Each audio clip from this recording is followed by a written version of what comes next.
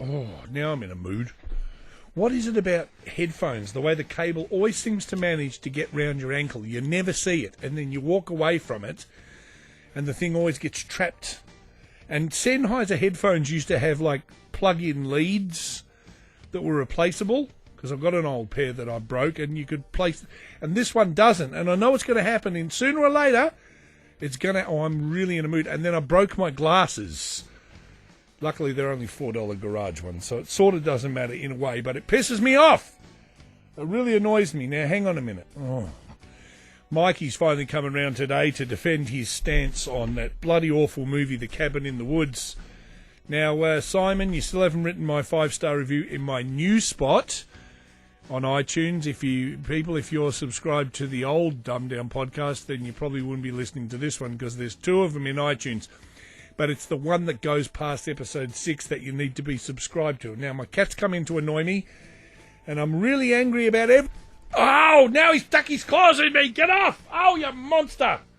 Go away, Nemo. Oh, I hate that when they jump up on your lap and they stick. Oh. Calm Blue Ocean. Dumb Down Atheist Podcast, episode 9. 9, I tell you. Hey, Darby, that sounds fancy. What's that you got on your voice? Just a bit of echo from an effects unit, Nev. Yeah, do you reckon if you put that on my voice it'll just make me sound half decent? What do you reckon? Nev, it's an effects unit, not a gift from God, mate. Oh, nasty. He's got up on the wrong side of the world. He's picking on me. Hey, I go through enough shit. I don't need to take any from you. All right. I'm just angry because every time I try and get internet down here in the little room of hell, the wireless thing, you got to keep pulling it out and putting it back in, and the wireless thing as well. And then I think it's the little junction box inside the studio. Now I've only got one machine that's got internet, and just, you know, you sit down, and you try to let the thoughts flow. You're backed up, are you? And nothing worse than that. Yes, all right. He's all backed up. I can fix that for you. I'll just go get me plunger. What orifice do you want it plunged in? Keep your plunger in your pants or wherever it is you keep it. So anyway, so I had to bypass the junction box, and I've been blaming the wireless unit, and then I've been thinking, damn it, I'm going to dig a trench from the house to here and bury the cable and hardwire the bastard to the modem that's in the house. Excuse me, now I've made myself all hoarse now. Lovely beast it is too. Actually, that reminds me of the other day, my wife's got a ponytail, and she was running up ahead in Kmart. This is not particularly funny, it just came to me. And we saw the TV show Once Upon a Time, and you know how if you've watched that, the girl who's Robin Hood has a red streak in her hair, and I said to the wife, that'd look good if you did that, and she did it. But she was running ahead of my son and me, or my son and I should say. And he said, Dad, where's Mum gone? And I said, oh, she's just up ahead there. And she was bolting along, and her ponytail looked just like a horse's tail. I said, look at her, she's like a racehorse. Well, first I said she's like a racehorse. Then it came to me that the ponytail swishing from side to side actually looked like a tail. You sort of had to be there, but anyway. And I told her when we caught up to her, and she sort of looked at me like, oh, ha, very funny. So I look like a horse's bum, do I? No, she didn't say that. She's a good woman, Darby. You don't deserve Spit it out, Rev. Spit it out. Serve you right if she went to Bali. Anyway, my son Roy thought it was incredibly funny. He's got a good sense of humour for a 7-year-old. He puts up with us for a start. Oh, man, he was in a mood this morning, though, before school. Oh, man, that kid can fly off the handle. Talk about oppositional defiance deficit. What is it? Oppositional... Where they just backchat you all the time. Yeah, I know all about that sort of stuff. Cure for that now. Yeah, there's had a cure for that in my day too. It's got a clip round the bloody ear hole. Anyway, I'd like to move along from Nev's draconian punishments. That had some interesting feedback last week on our Reverend Bob Gray interview with the preacher. Very interesting. And he's almost, I don't know, in the interview, if you go back and listen to it, there's a pretty deep fear, I think, of Islam in Australia. Well, in fact, I know there's more than just a deep fear of it. There's a very great fear of it. And I finally got around to watching, Dumb, Drunk and Racist. Very similar to this podcast, the Dumb, Drunk and Racist podcast. where that fella who made the doc, I urge you to watch it if you get a chance overseas. Sneak into the Pirate Bay, not that I would tell you to go there, because I noticed there were some episodes there. Not that I was looking, I pressed a button on something and it accidentally brought the page up. It was called Dumb, Drunk and Racist, and the basic story was there was a couple of Indian students at different times who got bashed, and one got killed, I think, in Victoria. There he is. Sit down over there. You've missed all the start now. I'll be 10 minutes. You said you'd be 10 minutes, and you were 14 and a half minutes, and I could never forgive you. There's headphones over there. Some of them work. Just make sure you plug in that, and I think that makes you channel 2, which is good because that's an educational channel. So there was this great fear of Muslims. Oh no, no. First of all, there was these Indian Hindu type people that got back. Test your microphone. Hello. Oh, it's working. Is it? Oh, good. You've done very well. I've had a bitch of a morning. I broke my glasses. They're only I can see. Yeah, they're only $4 ones. I got lots of other pairs. And what is it about headphone cables that whenever you get up and walk away from a headphone cable, it's always around your ankle and you don't see it? Or they tie themselves in a knot. Yeah, and why now? You see that old pair of Sennheisers that you're not wearing, but they're on the bench next to you? Oh, yes, yep. Notice how they have replaceable cords. You can pull those out. Yeah, you don't need to actually pull it out. You didn't need to prove it. I needed to prove it to myself. And they're not the original ones that came with that set of Sennheisers, but when you broke the cable on them, at least you could replace them. Yes. Look at the modern day Sennheiser that I'm wearing. You can't replace it. I've done it 4 times to this cable. Feel that cable. Go on, never mind the quality, feel the width. It's pretty thin. It's pretty thin, isn't it? Break. It's going to take 2 seconds to break these. They're $100 and something, and it's not going to be long before you'll hear me like, bastard headphones! Like that. Anyway, I've calmed down now. So he brought these. Did you see Dumb, Drunk and Racist? I looked at it and it appalled me just by watching the ads. Ah, okay. Because surely not everyone in Australia is like that. Well, no, but the thing is, Just me. It's Mikey, by the way, who finally has fronted up. No gym today? Well, I was actually going to the gym, so I've belayed my gym exhibition today. Belayed today. it? Yes, I will Is that do like it later. delayed it or belayed it? Belayed it, because I do climbing, so I get my words mixed up. Yeah, he's a bit of a social climber. He'll climb his way to the top. So I will go later tonight instead. Oh, okay then. Because they're open 24 hours. All right. Yeah, well, actually, because you could join that new club, Gym Bunnies Anonymous, for people who can't resist going to the gym and it takes them over like an addiction. Do you know how they fix it? No. They send someone round from Alcoholics Anonymous to get you pissed, and then you just don't want to go. Hey.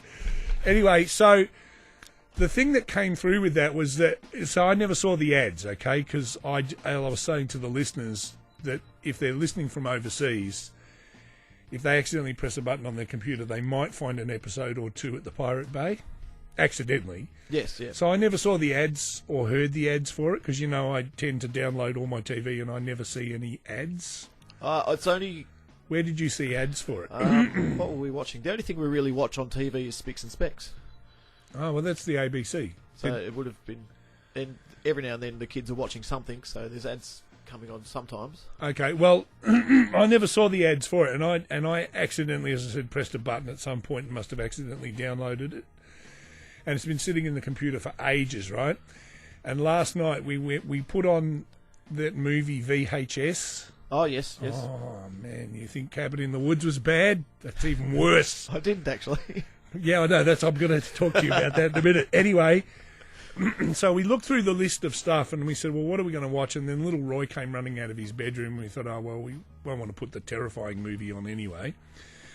So we had Dumb, Drunk and Racist. And they only used the word cunt once in it. So I thought, oh, that's not too bad. And was it preceded by the word Straya? Straya, yeah, Straya, S-T-R-A-Y-A. Yeah, Straya, I said that in one of my other podcasts. That's if you come to Australia, you must, if you want to fit in, you must pronounce the name of Australia properly, and that is Straya. Yeah, I don't get it.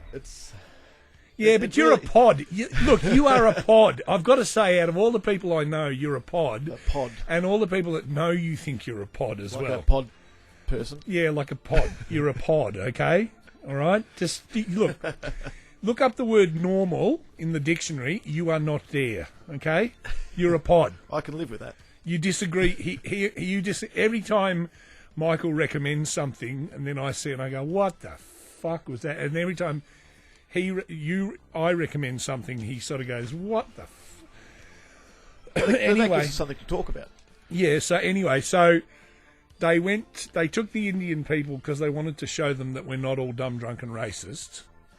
And it was quite interesting, actually, the show, because we got to watch all 5. There's 6 episodes. We watched 5 in a row. And then they went to a detention centre, and outside there were protesters. And your natural thought would be, outside a detention centre, what would the protesters be protesting about? Don't take too long to answer. Probably just being on that TV show. No. Just lift your mind off that TV show for a second. If you were outside a detention centre where, boat people, refugees seeking solace from the brutality that they've expected, if you saw protesters outside, you would expect them to be protesting against what? The people on the inside. Well, the conditions and the fact that we shouldn't, detain people, and we should be more humanitarian and allow them greater. That's what you would assume, wouldn't you? Well, it wasn't. It was a protest the other way around. It was saying, we can't afford it. Don't let these people in. And all this. And then eventually another protest group arrived to protest against the protesters. And there seemed to be an incredibly deep fear, not of Islam. Did they have a protest off?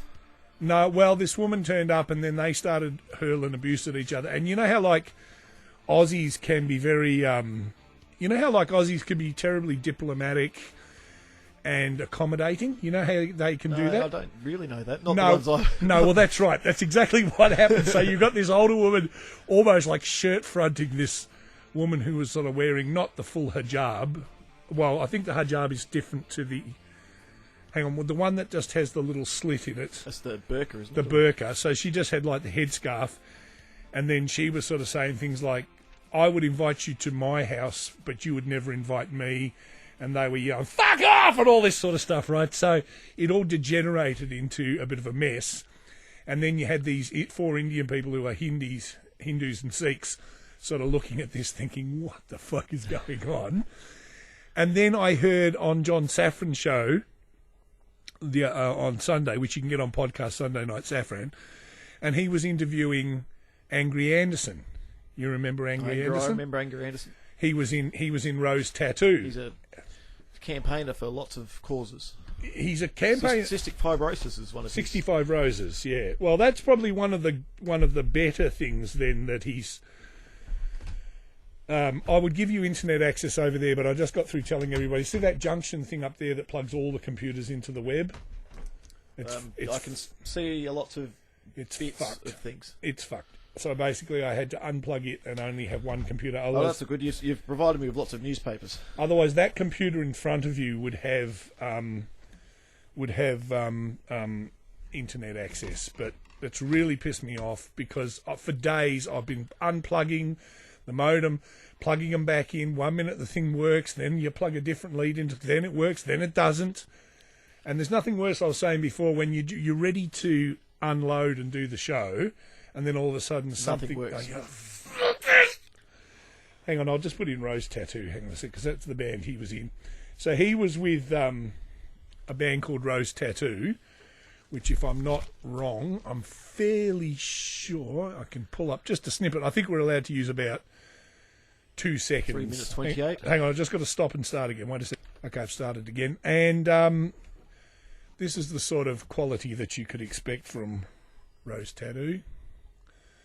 Oh, come on, YouTube. Anyway, we'll get to that in a minute. So he's bald, he's covered in tats. Not tats lotto, but tats as in tattoos. And he's very short. No, don't be a heightist. Well, I'm just saying, for people, because there's lots of people. There we go. Yeah, it's a little bit in there. Hang on. Pretty good so far, really. If he'd stuck to this, I reckon he would have been better. Hang on. Oh, then he's about to sing 30. Oh, now they're going to play me an ad. You can skip this ad in 5 seconds. So anyway, Angry has now come out and said that he was being interviewed, and he sort of, and they, oh no, I don't want to hear the ad. No, I don't want to hear the ad. Hang on, just, oh feck, and now I can't turn the, hang on, I'll just pull it out. I'm really, like, technically challenged today. So he came out, and every other day too, he came out and John Safran asked him, but you know, migration sort of made this country. We're all sort of from somewhere else. Hang on, and he's back. Hang on, wait a minute, I'll plug it back in, wait a minute.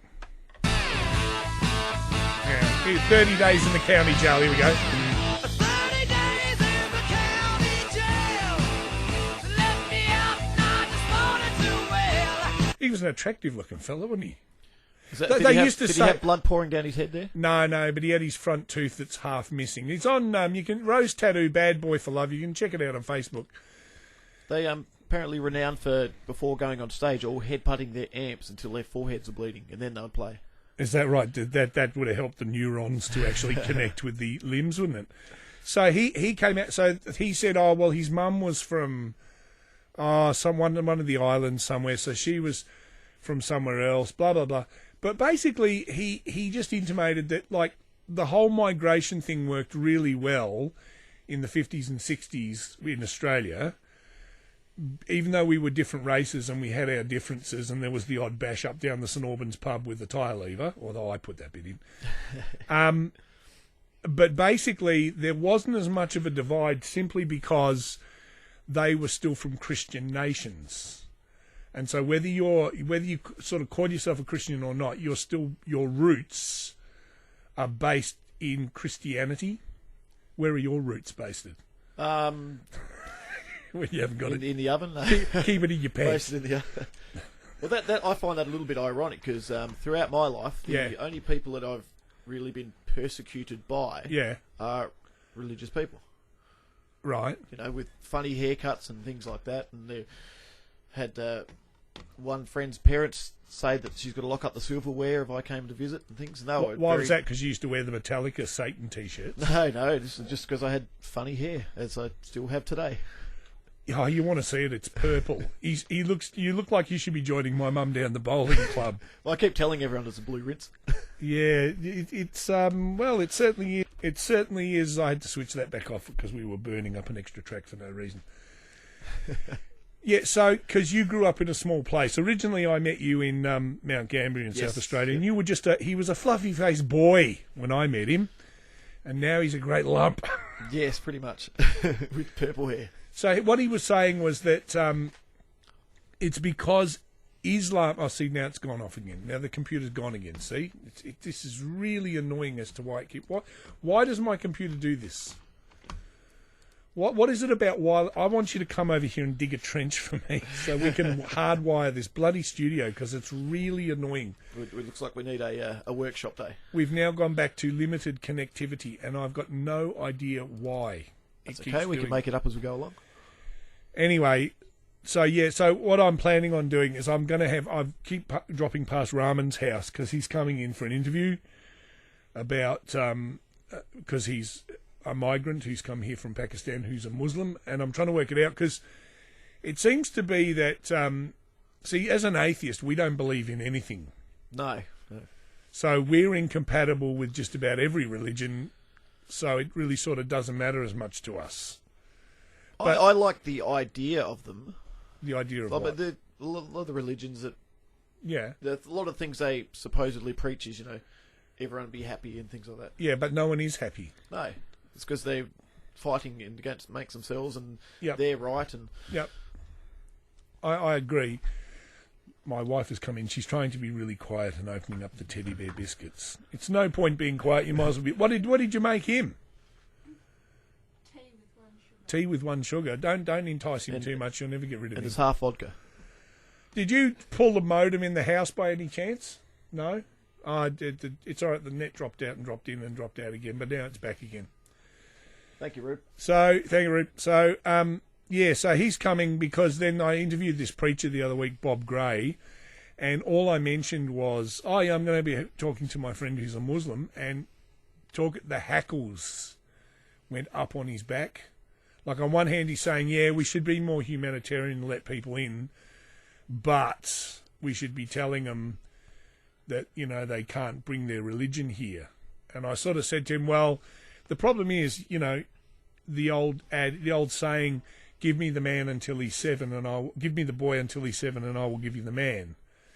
And that was a Jesuit priest who said that. So I tried to explain to him that, look, my friend, he's escaping Pakistan because he doesn't feel there's any opportunity and he wants a better life. So he's come here and he tries to embrace our culture as much as he possibly can, but you'd have to expect that it will be hard for him to give up his religion because that's all he's known. Exactly. And now he's reached a certain point in his life where, it's very hard to shake that off. Because were you raised with any form of religion? No, not at all. I live next to a church, though. No. Because usually even the most staunch, atheist, if you've come to atheism later in your life, most of us still in the back of our minds still always live kind of a little bit with that fear of the retribution of heaven and hell. No, I've never really had that. I've always liked the other idea, the reincarnation hippie type of stuff. Well, that's as much. Not that I believe it, but I would like there to be something, and I think that's where the bottom line is. A lot of people are worried, as you said, for that retribution. They don't want life to just end and be nothing. Yeah. But really, on the face value of it, it pretty much seems that life will end and there will be nothing. Yes, exactly. And the only thing that will live on about you will be your genetic information that you pass on to the next generation. Absolutely. It's all rather bleak, really, isn't it? Because that's sort of like atheism doesn't give you the choice either. Because I said to that preacher last week, he goes, no, if you embrace Jesus as your saviour and bring God in and all this sort of stuff, and you choose to love him, it's a wonderful choice. And I said, yeah, but it's not much of a choice, because if you don't, it's like, then you go to hell. It's not like the choice of saying, there's a choice of fruit in a bowl. Would you like an orange, an apple, a banana, a grape? No, the choice is believe or burn in hell. Yes, exactly. So it's not really free will when you think about it, because the choice options are not really great. And I think it also makes us make our life choices differently. We spend if we believe there's something good to look forward to, we spend all our lives worrying about the afterlife. And devaluing this life. Yes, devaluing it and not enjoying this life to its full potential. Yeah, which is a pity, because there's no proof that there's anything after this. That's it. So they always say, well, atheists, what have you got to look forward to? And then we say, well, because we then want to live this life to the fullest, don't we? Absolutely. And what do? Spend most of our time at home sitting on Facebook and playing PlayStation games, because there's fuck all else to do. There was something else I was going to... Hence why I go to the gym a lot. Yes, see, that's what I mean. You're as bored as the rest of them. Your life is as empty as all buggery, and that's just how it is. And it doesn't matter what you do, it doesn't matter how clever you are. And you notice that, I've even noticed that with people that are really clever, is that their lives are sad too. And when none of us are getting out of here alive. So, folks, if you've got that bottle of pills in your hand, now's the time to use them! Or have a nice cup of tea. Or coffee, in my case. Yeah, you going to have a teddy bear biscuit or not? Oh, I might, actually. Would that be... I've only not long since had breakfast today, so I might... Yeah, what'd you have? I had a mixture of Special K cereal with protein cereal. Oh, God. With chia seeds, linseeds. Oh, and wheat brand. Oh, God. And what did you have on it? Soy milk or something no, bloody awful? Milk with a chocolate protein shake in it. Powder. Was it full cream milk or bullshit? Yeah. No, full fat.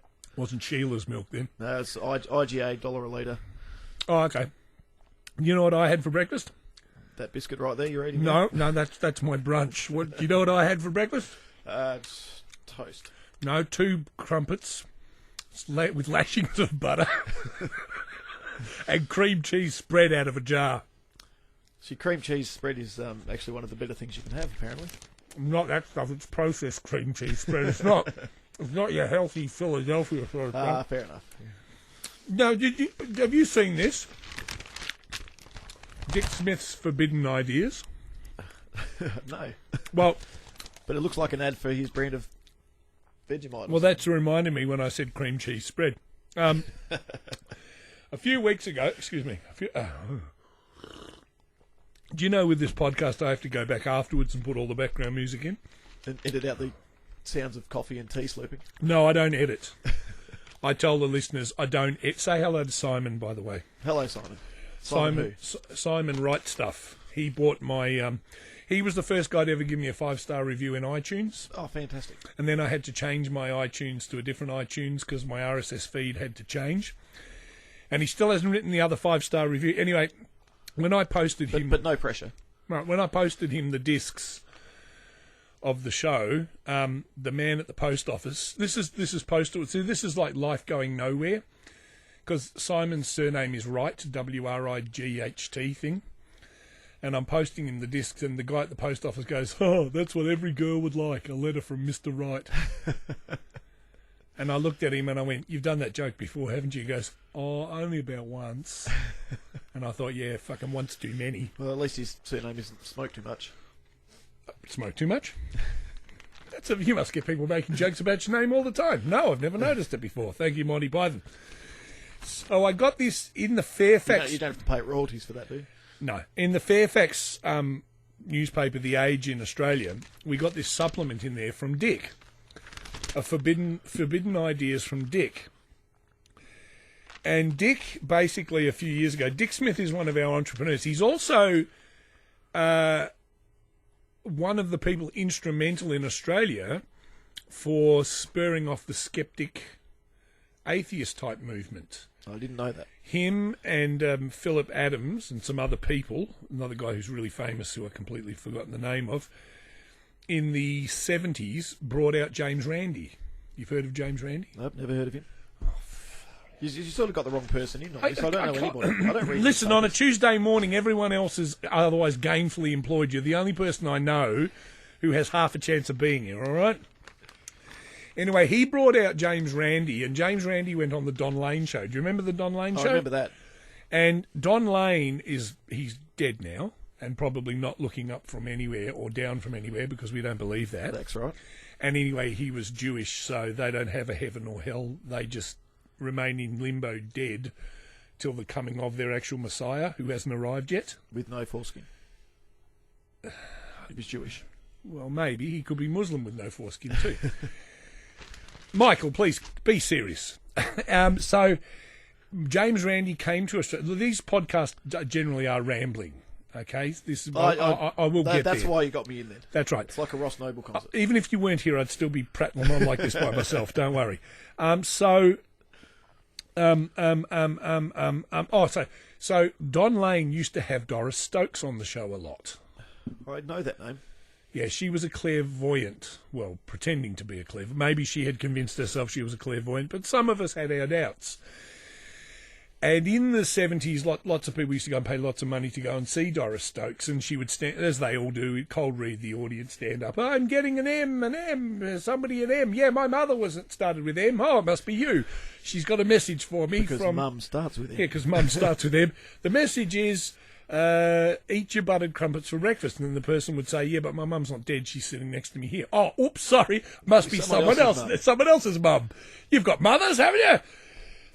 Anyway, so Dick Smith and Philip Adams and this other person who's really instrumental, I've forgotten his name, brought James Randi out. And James Randi, I can't believe you've never heard of James. Anyway, he was a magician. Now he has the JREF, which is the James Randi Educational Foundation. And basically what they do, I won't be telling my listeners anything they don't know, but you don't know. So tell me. They educate people and try to enlighten people as to the charlatans in life and all that sort of stuff. They have, for example, the James Randi $1 million challenge. And there's $1 million in a bank account for any person who can come along and demonstrate any form of telekinesis, ESP, miracle healing, anything like that which would be considered esoteric in the realm of whatever. If you can undergo the test, and usually you set the test up yourself as to what you expect the outcome to be, you will win the $1 million. And everyone else will get a Nobel Prize because it'll be a new realm of science. But in all the years they've done it, nobody's won it. Because always on the day, it never quite goes the way that... Not channeling properly. Either. Not channeling properly. The test messed it up for me. There was too many ice buckets around the water diviners. Yeah, that's what they do. They bury things with... Yeah, exactly. You got the point. So, Dick has always been very instrumental in this country for fostering that sort of stuff, as you know. And a few years ago, with all our products and everything going overseas, all our factories being bought out and shut down, Dick started up his own Dick Empire, which was Dick Smith Foods. And he went to the remaining farmers that were left and producers and said, I want to market products under the Dick label. And so he himself has not really taken any profit out. He's always churned it back in. Anyway, so Dick came out with this magazine, Forbidden Ideas, which is in the Fairfax papers, not the Murdoch papers. Right. And in this thing, he'll say that the Murdoch journalists don't, he'll say, if I talk to them off the record, they tend to agree with me that we're selling out the country, it's all going to the dogs and all this sort of stuff. I'll read this bit for you here. Flying the flag. It's okay to be proud about Aussie ownership. Ever since this is Dick talking, of course, Dick talking out of his mouth, ever since I started Dick Smith Foods, the Murdoch press has attacked me when I call for a fair balance of Australian ownership in our food industry. More than 10 years ago, Dennis Shanahan, one of its top journalists, claimed I was, excuse me, he didn't do that, but I did, feeding paranoia and jingoism. Jingo, you are familiar with the term jingoism? It sounds like charlatanism or mysticism, is it? No, I think jingoism is like false rhetoric of like a national... Anyway, it doesn't really matter. If the internet's working, I'll pull up the proper meaning of jingoism. I think that's when people go, buy jingo! Like that. Anyway, so just recently, Sydney's The Sunday Telegraph described my marketing as simplistic and ultra-nationalistic with a faintly sinister overtone of strident nationalism. It even linked it to the provocations of the Cronulla race riots. That was featured in that Dumb, Drunk and Racist too. I've wondered why some Murdoch journalists get so angry when I explain about how important it is to support Aussie-owned business, so the profits and jobs stay in Straya. He spelled it wrong here. He spelled it A-U-S-T-R, but no, Straya. Could it be that they're embarrassed by the fact that the Murdoch press, which controls about 70% of our print media, is American-owned, and each year sends substantial profits out of Straya? Rupert Murdoch is an amazing businessman, but I wonder if enough will ever be enough for him. He earns an annual salary of $30 million. Imagine that. Imagine how many Skylanders you could buy for that. Well, I've already got them all. I don't need to buy them all. This is the I man. can buy something else with it. This is the man who went round his house and he opened up his box of Skylander toys. And I said in a previous podcast, I said, you're a big kid. I can understand my kid. He's only 7. He wants them all. How old are you? 7 or 8. 37. Did it start with just... Because that is a license to print money. Oh, yes, absolutely. Because you get the software and you think, even if you downloaded it illegally, you'd be going, ooh, I got this for nothing. But then you realise you can't play the game without keeping on buying the stupid you toys. can't actually play the game illegally, so that was quite clever. That's very clever because essentially what those stupid little toys are dongles. They're dongles to the game. If they marketed them as you need all these dongles, people would go, I'm not buying that. But wrap it around a silly little plastic toy and put a poster in the box saying, collect them all! Yep, that's the catchphrase, isn't it? And you will program your 6 to 7-year-old to badger you. Do you know how many Roy's... Or their 37-year-old father. Yeah, or their 37-year-old father, thank you. Because my kid started out with 2. We bought him 2 of them, I think, before he even had the game. He's now starting to rival you. His mum took him out on the weekend, right? She was going to buy 1. 1 more. 1, right? 1. Do you know how many they came home with? 3. Higher. Oh, really? Higher? Oh, 8. Lower. 5. 5. 5. That surprised me because I know Target had that special where you buy 1 or buy 2 or buy 3. Yeah. He did all that, but then in the end there was still more. And it was my birthday on Sunday. Thank you for ringing and singing happy birthday to you. That was nice. That's good. Thank you to all my Facebook friends who did not post on my wall. I posted on one of them. Robert is having a birthday today. Why not post on his wall? Yet in the last few days, there's all these people around me that have had birthdays, and I've posted on all their walls saying happy birthday.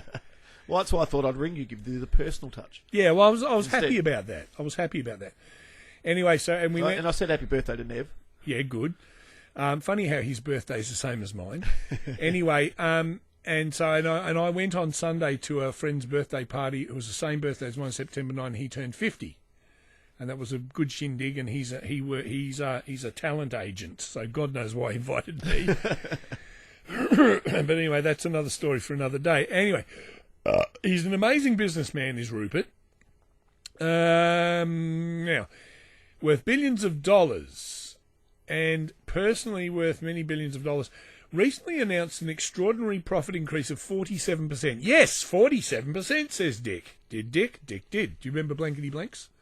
Yeah. They used to say that a lot. Dick. Did Dick? It's a little. And you will say bit. Dick did. Dick did. So whenever I say did Dick, you will say Did Dick. Dick did. Dick did. Get it right. He's an extraordinary businessman, said Dick. Dick did. No, did Dick? Did Dick. No, Dick did. Thank you. Anyway, 47%, while many working families, both in the USA and Australia, are struggling to make ends meet.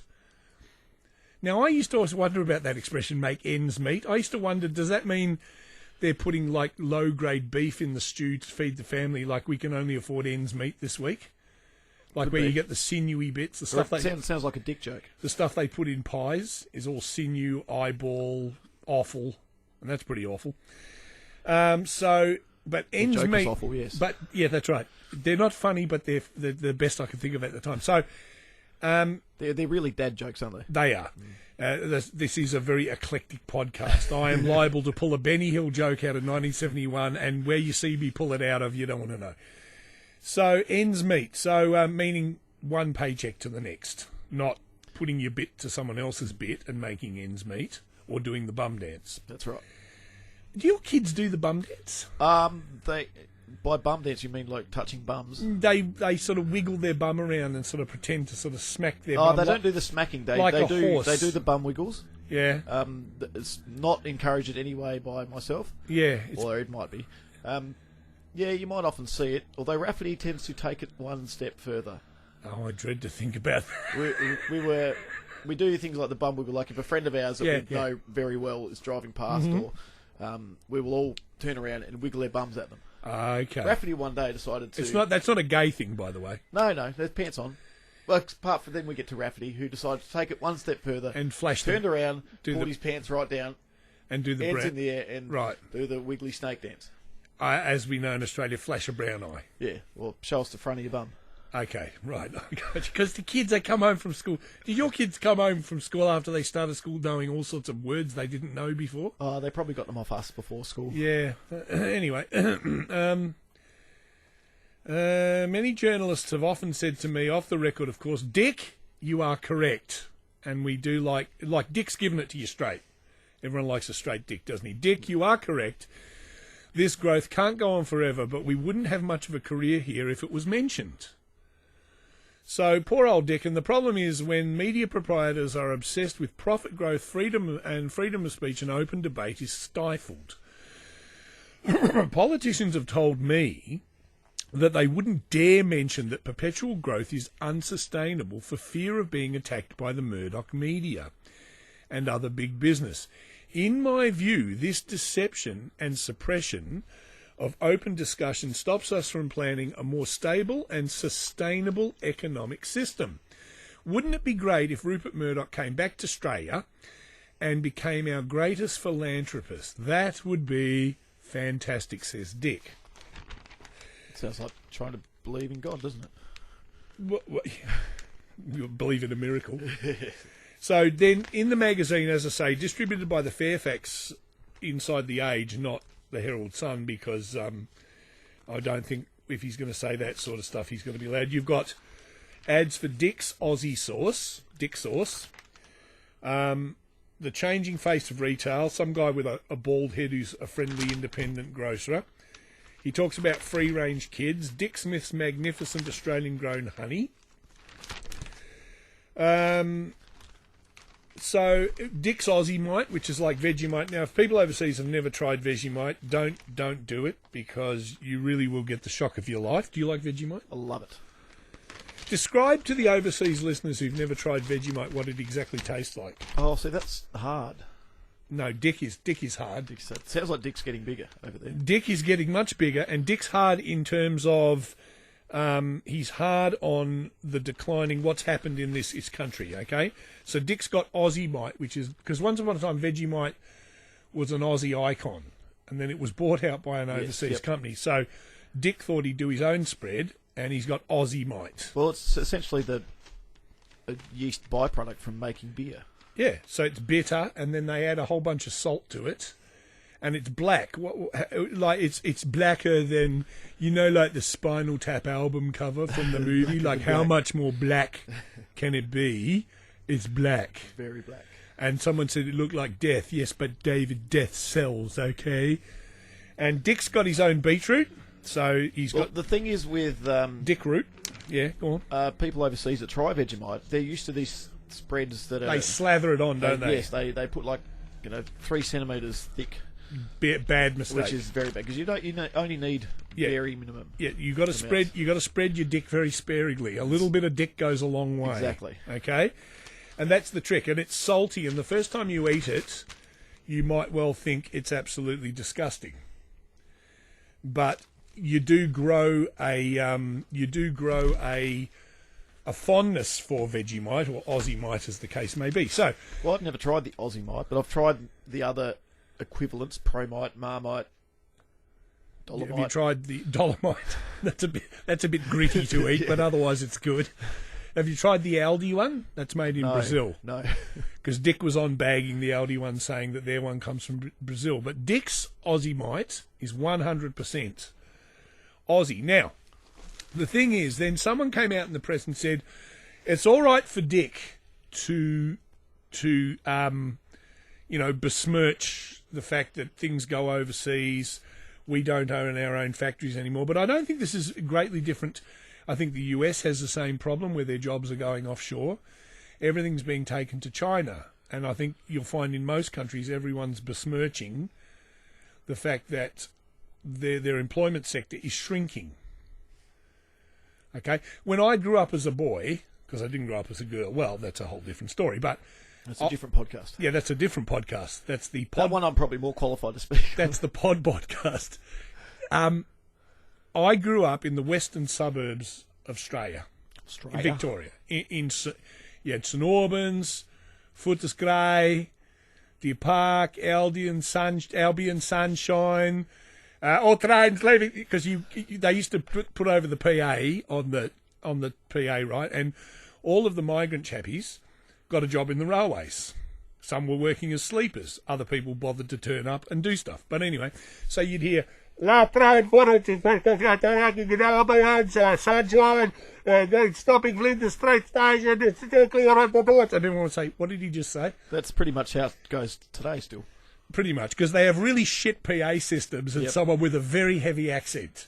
They probably haven't replaced them since you were growing up in the western suburbs of the Paris end of the arse end of the world. Yeah, so we grew up there, and I'm not kidding. When I would wait for my Uncle Jim, that was my Scottish uncle, who wasn't really my uncle. He was left on a doorstep in Glasgow somewhere as a baby. So all Scottish people that were abandoned by their parents were instantly dubbed James MacDonald. So his name was James MacDonald. And he was from Scotland, and you know how, like, some people say the Scottish are a little bit tight with their money? Well, he was a very generous man, and he treated me like I was his own, even though he wasn't related, and he lived in a bungalow out the back of my nana's house. But that's a story for another day. And Jim would get off the train, and there would just be a sea of men. This is back in 1969, 70, all coming out of those factories that were all along that railway line.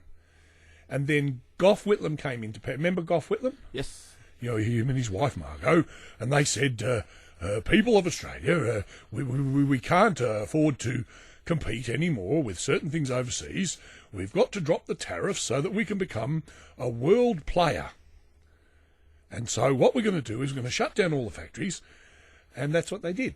I thought he was the one that froze the wages. What, he put him in the fridge? No, just froze, so there was no pay increases or anything until everything caught up. Someone was telling me that.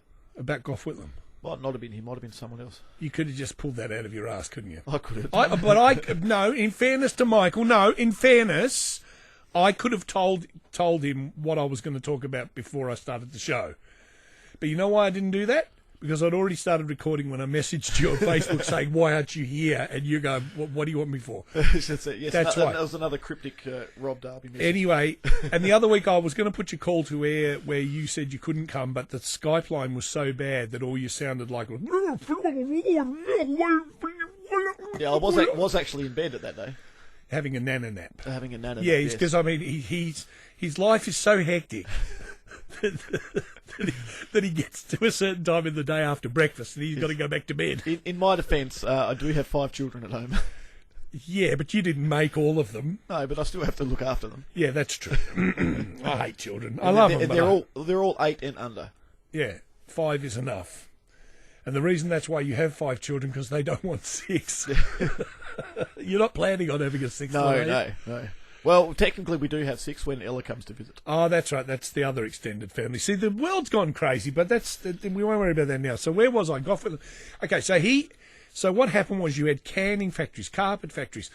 We used to make TVs, radios, everything, right? But we decided... The Victor lawnmower. The Victor lawnmower still exists, but I think it's owned by an American corporation now.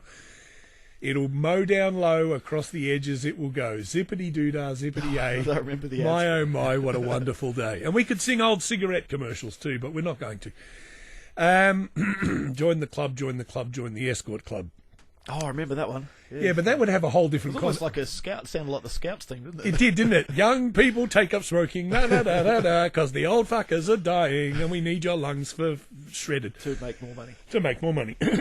So, eventually what happened was we stopped manufacturing stuff. So even a corporation like Rivers, which professes to be a great Aussie company, most of that, you're wearing a Rivers shirt, so am I. Mine's got holes in it, but don't worry about that. They're either made in India, Bangladesh type places, China, whatever.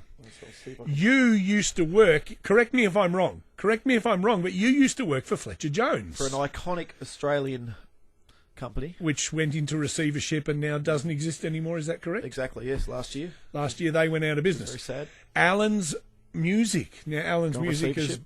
has been on the forefront of selling greatly increased prices of reduced goods for years. In fact, I bought a gadget there the other day.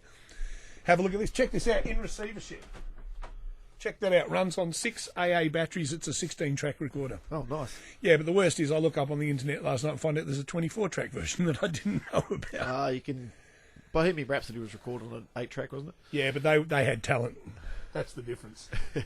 I ain't no Freddie Mercury. No, I could grow his moustache. But anyway. Now, so they shut everything down and ordinary people... So, yeah, you worked for Fletcher Jones. Now, Fletcher Jones was founded in 10, something like that? It was after one of the wars. One of the wars. Yes. Would it be the second? Probably the... First World War, Second World War? Probably second, I would imagine. Anyway, Fletcher Jones was the quality knitwear champion of the world, and it was business suits and... Well, originally started off just making trousers. Oh. And though you couldn't go into there and buy them off the rack, you'd have to be fitted and made. And people would go and spend a week's wages on one pair of trousers. Yeah, well, see, that's why we all went broke, folks, because let's face it, who could afford a week's wages for But one? that was what everyone did back then. They didn't just dress like me, slovenly, and walk. They would dress up just to go and get milk from the shops. Yeah. That was great. Yeah, it was good. It was a very stuffed shirt time in the world, and it was basically terrible. So I knew you as a fluffy-faced boy with your Anthrax T-shirts and your Megadeth things and your this, that, and the other. And then one day Michael turns up in a suit, and he's got a job for Fletcher Jones. Yes. Prior to that, you were working for Target. Yes. Yep. And then you worked for Fletcher Jones, and then you left Fletcher Jones, admittedly, before they went pear-shaped, but they did go pear-shaped, and that was the end of that. Well, I think they were going pear-shaped for many years. Once they started manufacturing offshore. But that should have saved them, though, shouldn't it? Well, you would have thought so in terms of money, but it's just the way So I think deep down people still want that quality Australian-made product. Well, they'll have They just to go. don't want to pay for it. They'll have to go overseas to get it because it's not here anymore. Right. So They just don't want to pay for it. the point I'm trying to make, if I had a point, is that when that stuff keeps happening, you can't really blame the ordinary folk for it. No. I mean, if you'd still been working at Fletcher Jones, or anyone who was working at Fletcher Jones, or the guys who work for Allen's Music, or any of those things, it's debatable with Allen's as to whether it's their own fault they went bankrupt, because sometimes they were a little rude when people would go in there. But for a lot of corporations and stuff, the workers just basically get told, we're in Darrell Lee Chocolates, we're in receivership, you may not have a job. And then the next place you will go to is the unemployment thing, and then you will be demonised in the media as being a bunch of lazy bastards. Yeah, well, it's hard to get work. Who are so shit. Can you hear that plane going over the top? I can. Is that a helicopter or a plane, you reckon? It sounds like a helicopter. Oh. Helicopter jelly. We're going to get to that because Dick used to make helicopter jelly. But we're going to get to Dick. I promise I'm going to play the helicopter jelly song. My ex-wife's mum was friends with the little girl in the aeroplane jelly commercial. And that was another Aussie icon, and eventually I Like Aeroplane Jelly got bought out by an overseas corporation. So Dick came along, and Dick thought, I've got to try and rescue what's going on. Now, for an example, he bagged out the Murdoch Press. Now, the Murdoch Press is the Herald Sun, which they're great at the moment, because if you go up to the YMCA, they're giving these papers away for nothing, because no one's buying print media anymore. And for me, it's been like a godsend. If I believed in God, I would believe he sent me free newspapers. And these have come from God because they're part of the Murdoch Press. You really don't ask for much, do you? No, I don't. And I like the way you can get the paper for nothing up at the YMCA gym, right? But if you go online and try to read a Herald Sun story now, they've stuck them all behind a paywall. Yes, yeah. So pick up the paper for nothing that you can actually read, but go online. They give you just enough. 2 lines. Teasers. Yeah, like that's going to work. Magazines like New Scientist magazine, which I like reading. You can read a few articles online, but if you want to read the rest, get some really juicy ones. Right, you cough up. Which, all right, but it's a fairly cheap magazine anyway to buy. Oh, okay. Well, I've been getting this for free. Anyway, so this is what makes you laugh. So maybe Dick has a point, because listen to this. This was the Monday, the 20th of August, Herald Sun. Now, being a rather balanced publication that the Herald Sun is, see, what gets me is it's marketed really more to your working man, and the ordinary folk, because the old saying used to be, before the Herald Sun merged, you used to have the Sun, the Herald, the Age. And there was an old saying that used to go, if you think, you read the Age. Now, if you can't think, you will read the Herald. And if you can't read, you'll read the Sun. I read the one that had the Far Side comics in it. Oh, with Gary Larson. Yes. Good on you. He's an elitist, folks. So here we go. Herald Sun. Front page, very balanced reporting here, Michael. Revealed, hardcore jobless spending decades on the dole. Bludgers for life. So straight away, you know this is going to be a very fair and reasonable report upon the unemployment situation. Scores of Victorians have been on the dole for more than 20 years, sucking millions of dollars from taxpayers' pockets. Now, that's not divisive reporting, is it? I mean, that's unifying Australia. I mean, in their defence, yes, there are people that are like that, but the vast majority, I believe, do actually want to work. Okay. Some of the 105 Victorians have not done a day's work in more than 2 decades, and a whopping 48,000 Victorians have been unemployed for 2 years or more. Well, they're not going to be getting a job with Fletcher Jones. They're not going to be getting a job with Allen's. No. Are they? No. They're not going to be a job at McCain's. They're not going to get a job at McCain's. Are they going to the wall too? I don't know. Every day is something new. Yeah, see, we've got the Mars Bar factory here, but that's an overseas corporation. Yes, yeah. But it is employing people. But you wonder, like in Ballarat, if the Mars Bar factory went broke or decided to go away, that'd be pretty bad for Ballarat. It'd be like Ozpine shutting down back where you used to live. Back where we were. Back in the yokel days of Mount Gambier where I met you. And then I moved to Ballarat and you moved there a week later. You're not following me, are you? I did move to Melbourne beforehand, though. Yeah, you had done, that's right. And we lost touch with each other, and those years were rather pleasant, I've got to say. Anyway, 48,000. Opposition leader Tony Abbott. Now, he's a reasonable sort of fella, isn't he? Our Catholic budgie smudgy. No, it's funny that nobody wants Julia in power, but they really don't want him in power more. Isn't that bizarre? The best leader for the the best leader for the Liberal Party would be Julia Gillard, or something along those lines, because she's really unpopular. But then when you see him, it's pretty bad at the moment. I've got to say, it is pretty bad. Long-term unemployed figures were a national embarrassment. Now, mind you, this is the opposition leader, the same as the Prime Minister, the same as all this. Their wages come from the same pool of tax collection that we pay the disability pensioners, the unemployed people, and any other like government benefit. Yep, it all comes parenting payment. It all comes from exactly the same place, isn't it? Absolutely. Except that when you've been a politician for a certain amount of time, when you retire, you get a guaranteed government pension, which is not like a disabled person's pension, which is, I don't know, pissy, $28,000, whatever it is. If you've been a Prime Minister, I believe it's about $350,000 a year. You get two people who work for you paid for by the Commonwealth for the rest of your life. I believe you get free air travel wherever you go. And that pension is not index linked to anything else. So if you go sit on a board of something and they pay you $1 million a year, right, it doesn't cancel out your pension. Whereas if you're a disabled person who's on a pension and you have a small job, if it goes over a certain threshold, they take that money back out of your pension. Right. So you sort of get the idea that when the politicians stand up and go, they're sucking this country dry, really, when you look at Tony Abbott, you do have to ask yourself the question, well, what exactly are you doing that warrants what you get paid from the same pool of income that everyone else is getting? And to be honest, if you've got a house that's paid off, yeah, what do you even need $300,000 a year for? Well, I mean, yes, it'd be nice, sure. Oh, so you'd knock it back, would you? No. Yeah, exactly. So Michael Ricketts, hypocrite. No, okay. He said, seriously, you could if your house is paid off. Yeah. Where's the vast majority of your expenses go? Mostly on a mortgage. But if your house is paid off. Oh, if your house is paid off, it's picnics and parties every day of the week. Exactly right. But we live in the society where we want more and we want more and we want more. But look, I'm not bagging that out though. That's fine if somebody owns whatever. But that's fine if people do that. I've got nothing against that. But what always makes me laugh is that the average person has no say as to whether the government drops tariffs. The average person has no say as to whether the factory shuts down in their town.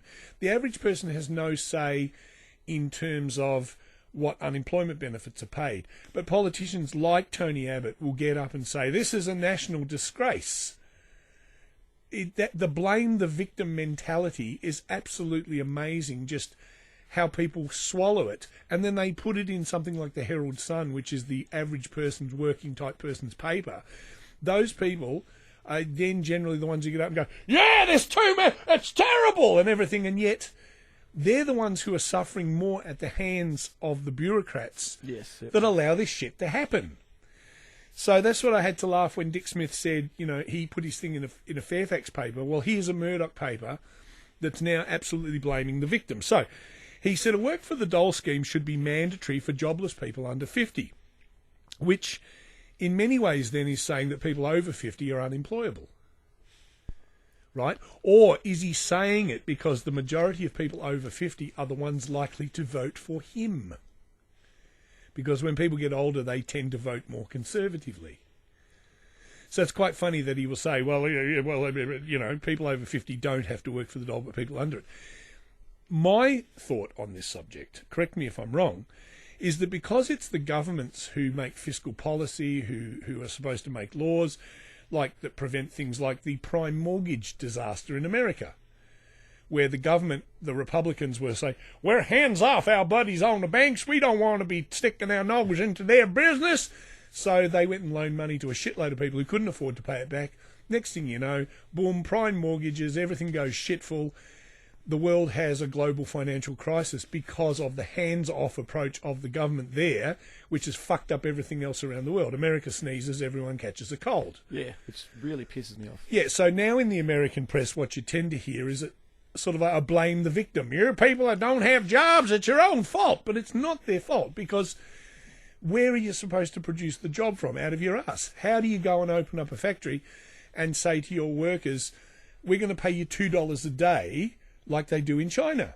It ain't going to work, okay? Like that Gina Reinhardt, who's our mining magnate, who inherited her father's mass fortune, who now says people are lazy and should get off their ass and go do something. For $2 a day. For $2 a day. You see how well it works. So I came up with the idea. Now, I didn't come up with this. I've heard other people say this, but I thought about this too.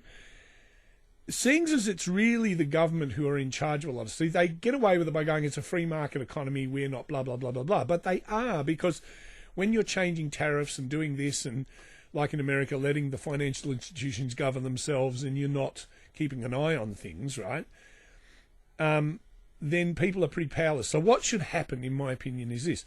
If you're unemployed, the government should become your employer. See, I'd be all for work for the dole, right? Except you've got to pay everyone on the dole minimum wage, because they say everyone's living it up on the dole and having a great time, and it's way below what people would earn on minimum wage. Absolutely.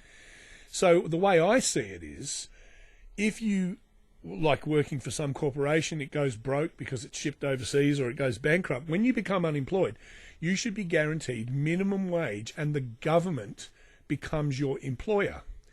And they are responsible for finding you your 35, 40 hours a week of work. And if they can't find you that work, then that's their problem, not yours. I like that idea. Right? Let's see how quickly they'd be to bag people out if they had to do that. If they had to say, oh, shit, so now we've got to pay you the minimum and we've got to take part of that in superannuation. So you've now become our responsibility, because after all, governments are supposed to be there to represent the people. Do you think you'd hear a pin drop? Or maybe some of them should actually come down to our level and try to live on dole wages. Well, they have done that sort of experiment, but of course then they go back to the ivory tower. Yeah, but then it's only for like a week or so. Yeah, so human welfare rights, back to the Murdoch Press, Human Welfare Rights Network President Mario Halloran said Australia was in the grip of an unemployment crisis, with more than 105,000 people being out of work for more than 5 years. Now, just off that, what I heard was interesting, was this was from a woman who, I can't remember her name, and I heard it on the radio, so it's probably wildly apocryphal, said that in her opinion too, many of the long-term unemployed people are people who've fallen through the cracks, who have deeply psychological problems, or they're bipolar, or they're this, or they're that, or they are carrying some sort of disability or injury where they've kind of fallen through the cracks, and because it's so unpopular with the whole disability pension thing, no one wants to move them onto that. So they languish on unemployment, and those people are unemployable. Because if you ran a business, Michael, let's say you ran a business and you were looking for a worker. Now, if a worker turns up and let's say they're 20 years of age, whatever, they're fit, they're healthy, they can run up a flight of stairs, they can do this, they can do that, and then other people that turn up are, say, 50 years of age, someone else turns up with a disability, someone else turns up who has obviously some pretty deep psychological problems, which person are you going to give the job to? Oh, it's a tough one because it depends on the job. No, but let's say the job requires a fair bit of running around, a fair bit of this, they've got to be fairly fit and healthy. Do you give the job to someone with the pre-existing medical condition, knowing that they might call in for more sick days, or the person who's been homeless, or do you give the job to the sprightly 20-year-old? In most cases, it would go to the sprightly. That's right, it would, wouldn't it? So where do they think all these jobs are coming from? Like they've said, there should be more employers willing to take on blah, blah, blah, blah, blah. But what employer is going to do that? Yeah, when it comes down to logistics of it... That's right, you're going to hire... They just can't afford to do it. No, that's right, you're going to hire the fittest, most suitable person you can. You're not necessarily going to hire the 50-year-old who's got arthritis and a bit of a dicky heart and all this sort of stuff, because you're thinking, are you going to be fit for work every day that I employ you? And then am I going to have to then find someone else to replace you for the days that you're not here? And I'm in business to make money. So the government always carries on about, how people should you should be employing more this, that and the other, and disabled people. But in the real world, as sympathetic as a boss might be, they're probably still less likely to hire the person with the disability or whatever, because they're thinking, well, I've got to make money. I'm already competing with cheap imports from overseas. I'm already competing with this. I'm already competing with that. You know, and it's the same thing where people go, oh, there's so many people on this disability pension. See, yet again, we're blaming the victim because those people were obviously at some point considered too ill to get a job. So at some point the system said, okay, we'll transfer you over to this. And then the instant response is, let's blame the victim. But it was all government policy and everything that got that situation in the first place. And like in Britain now, they're bouncing everybody who are disabled off things. They've employed because they're so, like, in so much financial shit, right, that people with disabilities are being told, oh, you're fit for work. Like, including one man who had a heart attack and died during his interview. And on the day of his funeral, a letter came saying, you've now been declared fit for work. And his family opened it up on the way of getting into the funeral car to go bury the guy. And I saw this woman on a British TV show. Her hands were crippled with arthritis, right? They were bent sideways. You can see it. The listeners, I'll hold my hand up to the microphone. See that? You see that? And she had been declared perfectly fit for work. She was 60 whatever years of age. She couldn't really move around terribly well. And she said of David Cameron, can he find me a job? Because if he can, I'll do it. But who's going to give me a job? And I looked at it and I thought, she's right. Exactly. Yeah. Who's going to give her a job? So you have a situation where all the jobs have been shipped out. You have then politicians getting up and saying all these people are lazy, but where do you pull the jobs? You pull them out of your ass, do you? And so Dick makes a good point with the Murdoch press about in terms of, it's the blame the victim mentality. Now I believe in Britain there are other disability pensioners running around trying to dob in other disability pensioners because, oh, you're on the same benefit as me, but you look like you can walk down the street a bit better than me, so I'm going to go and snitch on you.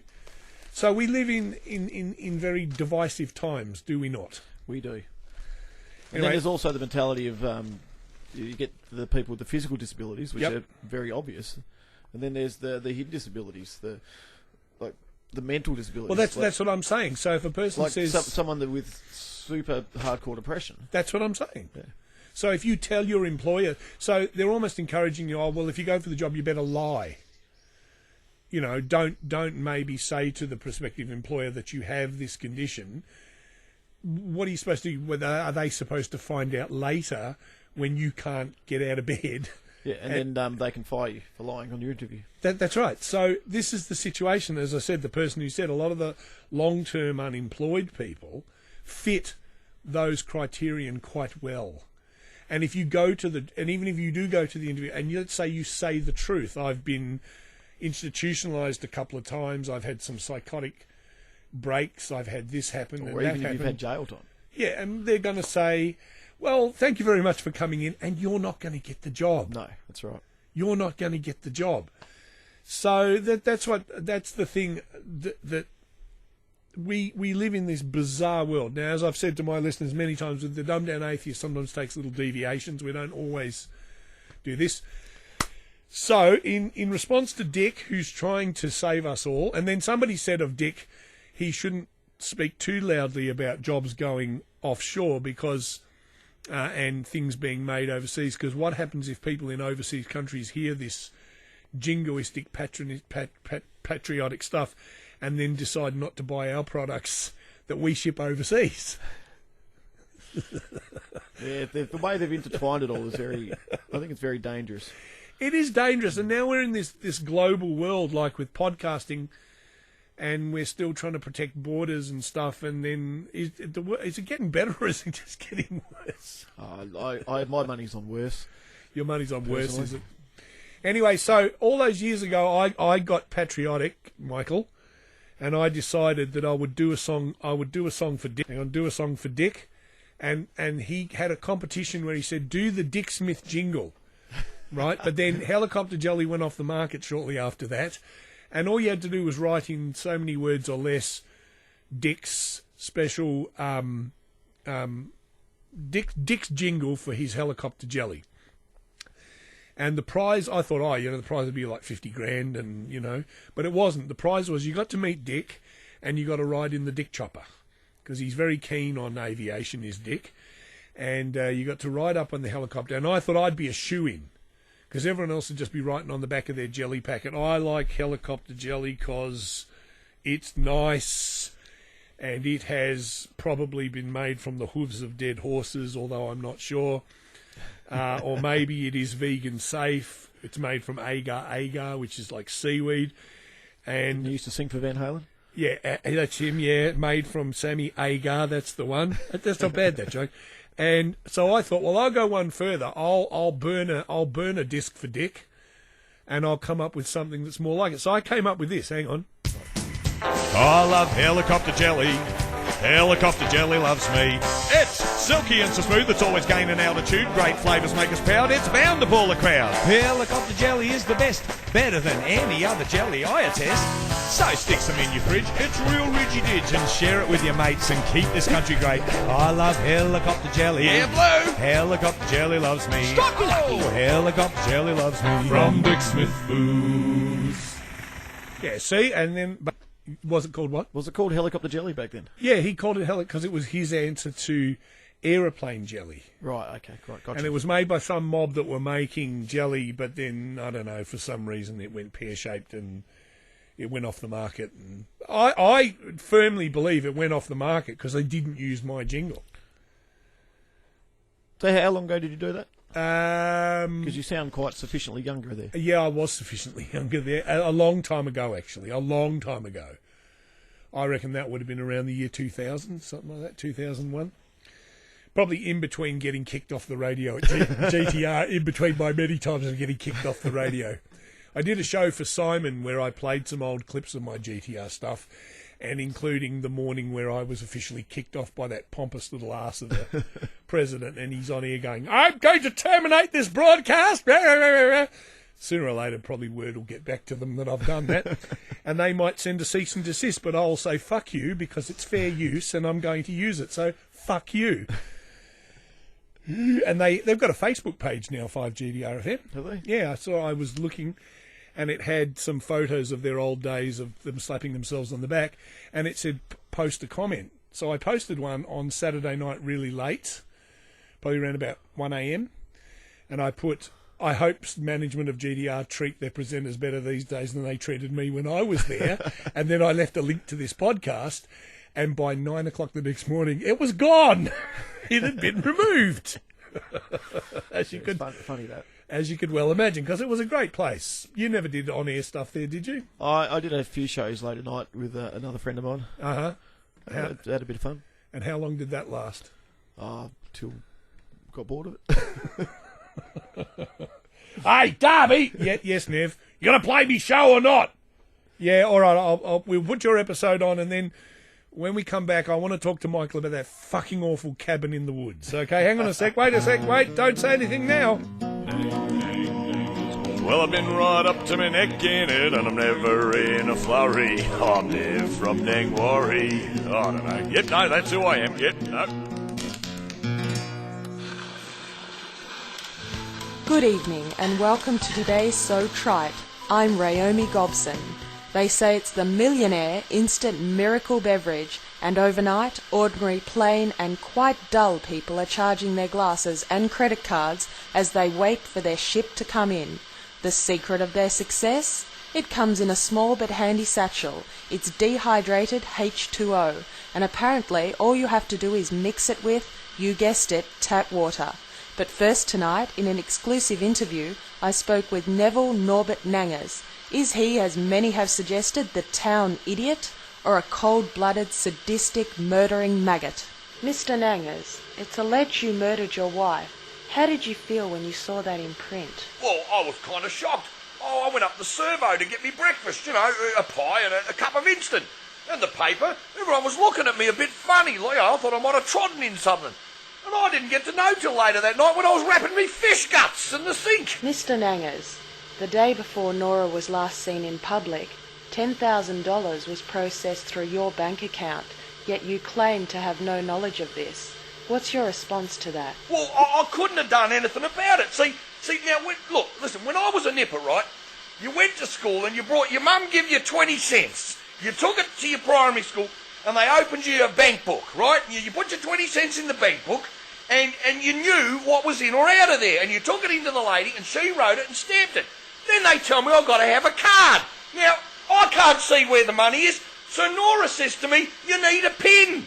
I said, love, I don't know pins. You put it in your pin cushion thing for me there. Nora's always taking care of the bank account. I don't understand it. Oh, come now, Mr. Nangers. Do you think anybody actually believes that? It's true. Often a case like this divides the community, Mr. Nangers, but everybody seems to think you did it. What's your response to that? I think you've been asking the wrong people. That's all I can say. I don't know who you've been talking to, but I'm sure you're way out of line. This isn't your first brush with controversy, is it, Mr. Nangers? A day after the money was taken from your account, you tried to leave the country. What were you trying to run away from? I wasn't trying to run away from anyone. I was trying to run to the arms of me beloved Nora in Bali. We've checked with customs, Mr. Nangers. There is no record of your wife ever leaving the country. Were you not also armed to the teeth? I've answered that question. It's that Bali plumbing. It's rubbish.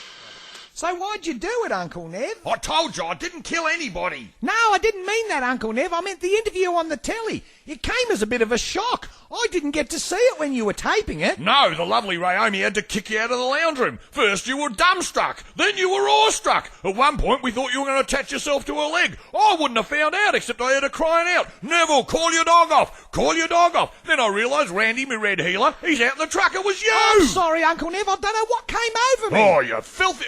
Oh, sorry, I thought you said something else, son. No, look, you know the rules. If there's strangers about, you don't get Randy in the house. So what was your excuse? Oh, Uncle Nev, she was so pretty. I've never seen a woman that beautiful ever, Uncle Nev. She was like one of those, plastic Barbie dolls. Well, you got that right, son. There was definitely some sort of inorganic polymers going on in there. I was worried she might get a bit close to the fire. She might have melted. Oh, but Uncle Nev, to go on the television like that and expose yourself, why did you do it? Well, for a bit of public support, son. Ordinary sort of bloke like me can get picked on. Besides, they offered to pay me. That sleazy producer fella, I told him, I said, you paid that woman up in Sydney $100,000. How much you give me? He said, 110. I said, you're on. Anyway, Jason, how do you think I come across on the telly, with the public? Oh, Uncle Nev, well, ever since it went to air, people have been dropping off food deliveries. Jason, the support of a small, close-knit community, you can't beat it, son. Yeah, Uncle Nev, but I don't think we're going to get to eat too much of it, because the eggs and the tomatoes keep breaking as they hit the house, and I run out to let them know, but they speed off before I can, Thank them, Jason, that's what you mean, thank them. It's wonderful around here. People stand by you. They do, and that's dead straight, that is. Yeah, Uncle Nev, I think that is how they'd like to see you. Dead straight and buried, I'd say. Well, I'd have me funeral costs covered. Pass over that cheque again, Nick. Hang on. This is only for $110. They've swindled me. Who'd have thought TV people could be corrupt? Not so fast, gentlemen. I let myself in. Is your name Neville Nangers? Yeah. Right. Neville Norbert Nangers, I hereby arrest you for the murder of Nora Nangers, nee Narracourt. I am Detective Sergeant Gary Gambia of the Mounted Mount Police Force. Right, I'll have to ask you to accompany me to the station. Not that you've got much choice. Sergeant, put the handcuffs on him and throw him on the back of the cart. Thank you. Well, I've been right up to my neck in it, and I'm never in a flurry. I'm Nev from Nangwarry. I don't know. Yep, no, that's who I am. Yep, no. Bloody tragic. Tragic. Poor fella. I feel sorry for him. I do. I feel very sorry for him. No one's talking to him at the moment. Well, I did say happy birthday to him yesterday. Oh, good. Did you send it as a message to his Facebook? Yes, I don't have his home number to call him and sing him happy birthday. No, well, he's one of the unlisted in Nangwarry because he gets so many people ringing up threatening to smash his face in. That's the problem. He used to be loved. Now, your snake died. Yes, the poor Tell me Gandalf. about your snake. Well, we had a Victorian carpet python. His name was Gandalf. Yeah, he lived in a bloody fish tank, though. I felt sorry for that snake. Snake wasn't really a fish tank. It was at a vivarium. It was a bravarium. I had one of those the other night, a black and gold bavarium chocolate cream Sarah top. Lee one. No, the black and gold brandless one. Brand. Oh, yes, yeah. Which are just as good anyway. Yeah, it might be made by Dick Smith, I don't know, but anyway. Made by email. Yeah, that's right. Yes, He was about 12, 13 years old. And Was he? And he'd been in a fish tank all those years, had he? Or once upon a time pretty much. Where did you get him? From the pet store.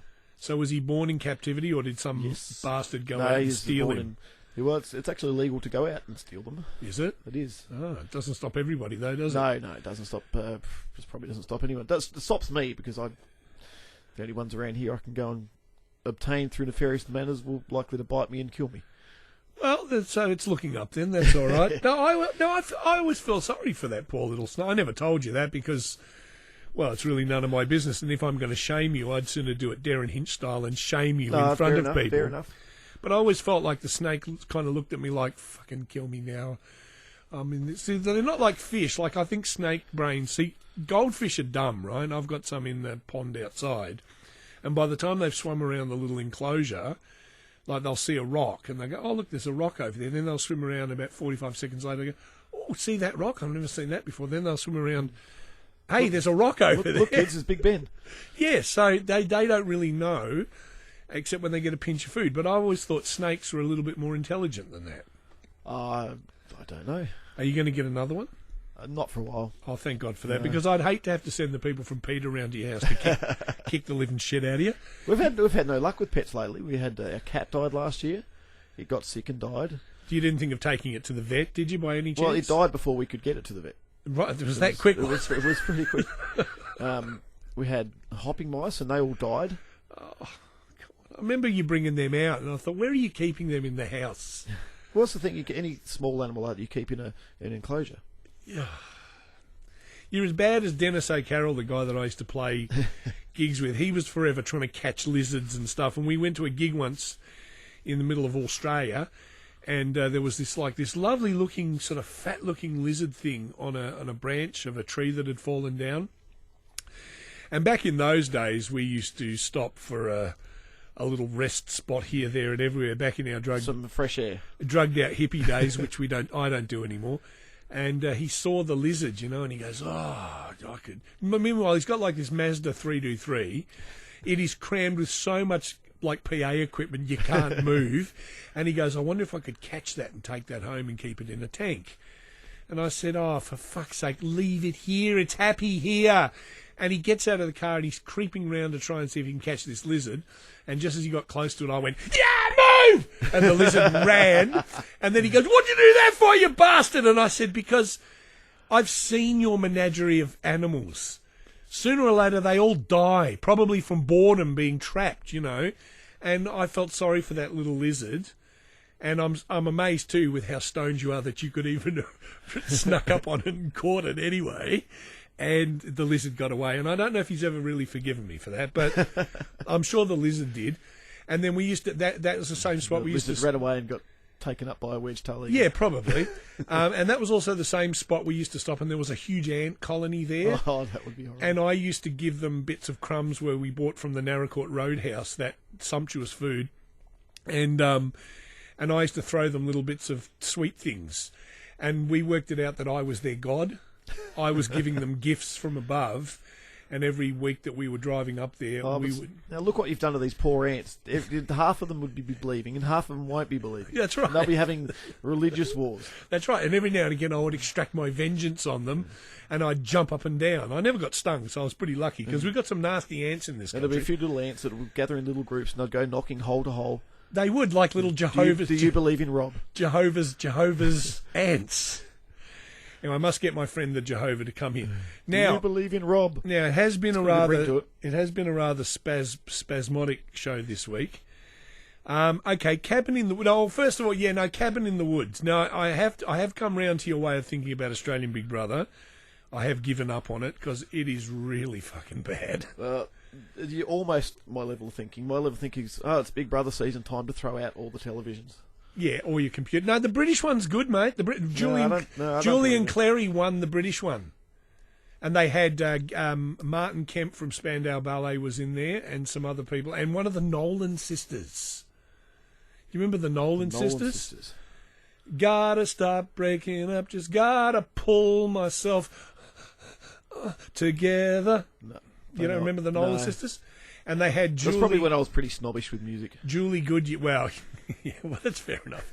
They also had I'm in the mood for dancing, Oh, no, that's who sang that? romance, and the Nolan sisters. That was them. Oh, right. Anyway, so we went back on YouTube and looked at their clips, and I've got to say that time isn't always friendly to women. No. Or us guys. The expression hit the wall. No, men are different. We have a different kind of swagger to us. Like, a man can be fucking falling apart, but he doesn't really... Like, if men go grey, that's considered distinguished. If women go grey, it's like panics at stations. Well, see, I'm turning grey, so I've decided to Yeah, you got go purple, purple. purple rinse in your hair. It's disgusting. Give them your Facebook page so they can see your pictures. Is your page open to people if they're not friends or they can't see? I'd rather not, because I've got to go through every now and then and go, who is this person on my friend list? And I just do a big massive colour of people I don't know, or friends or family that I don't like. Like Robert Darby 902, people don't have to be friends. They can actually see my page. with I'll let them stuff. over the profile picture that they'll only be able to see is my snake anyway.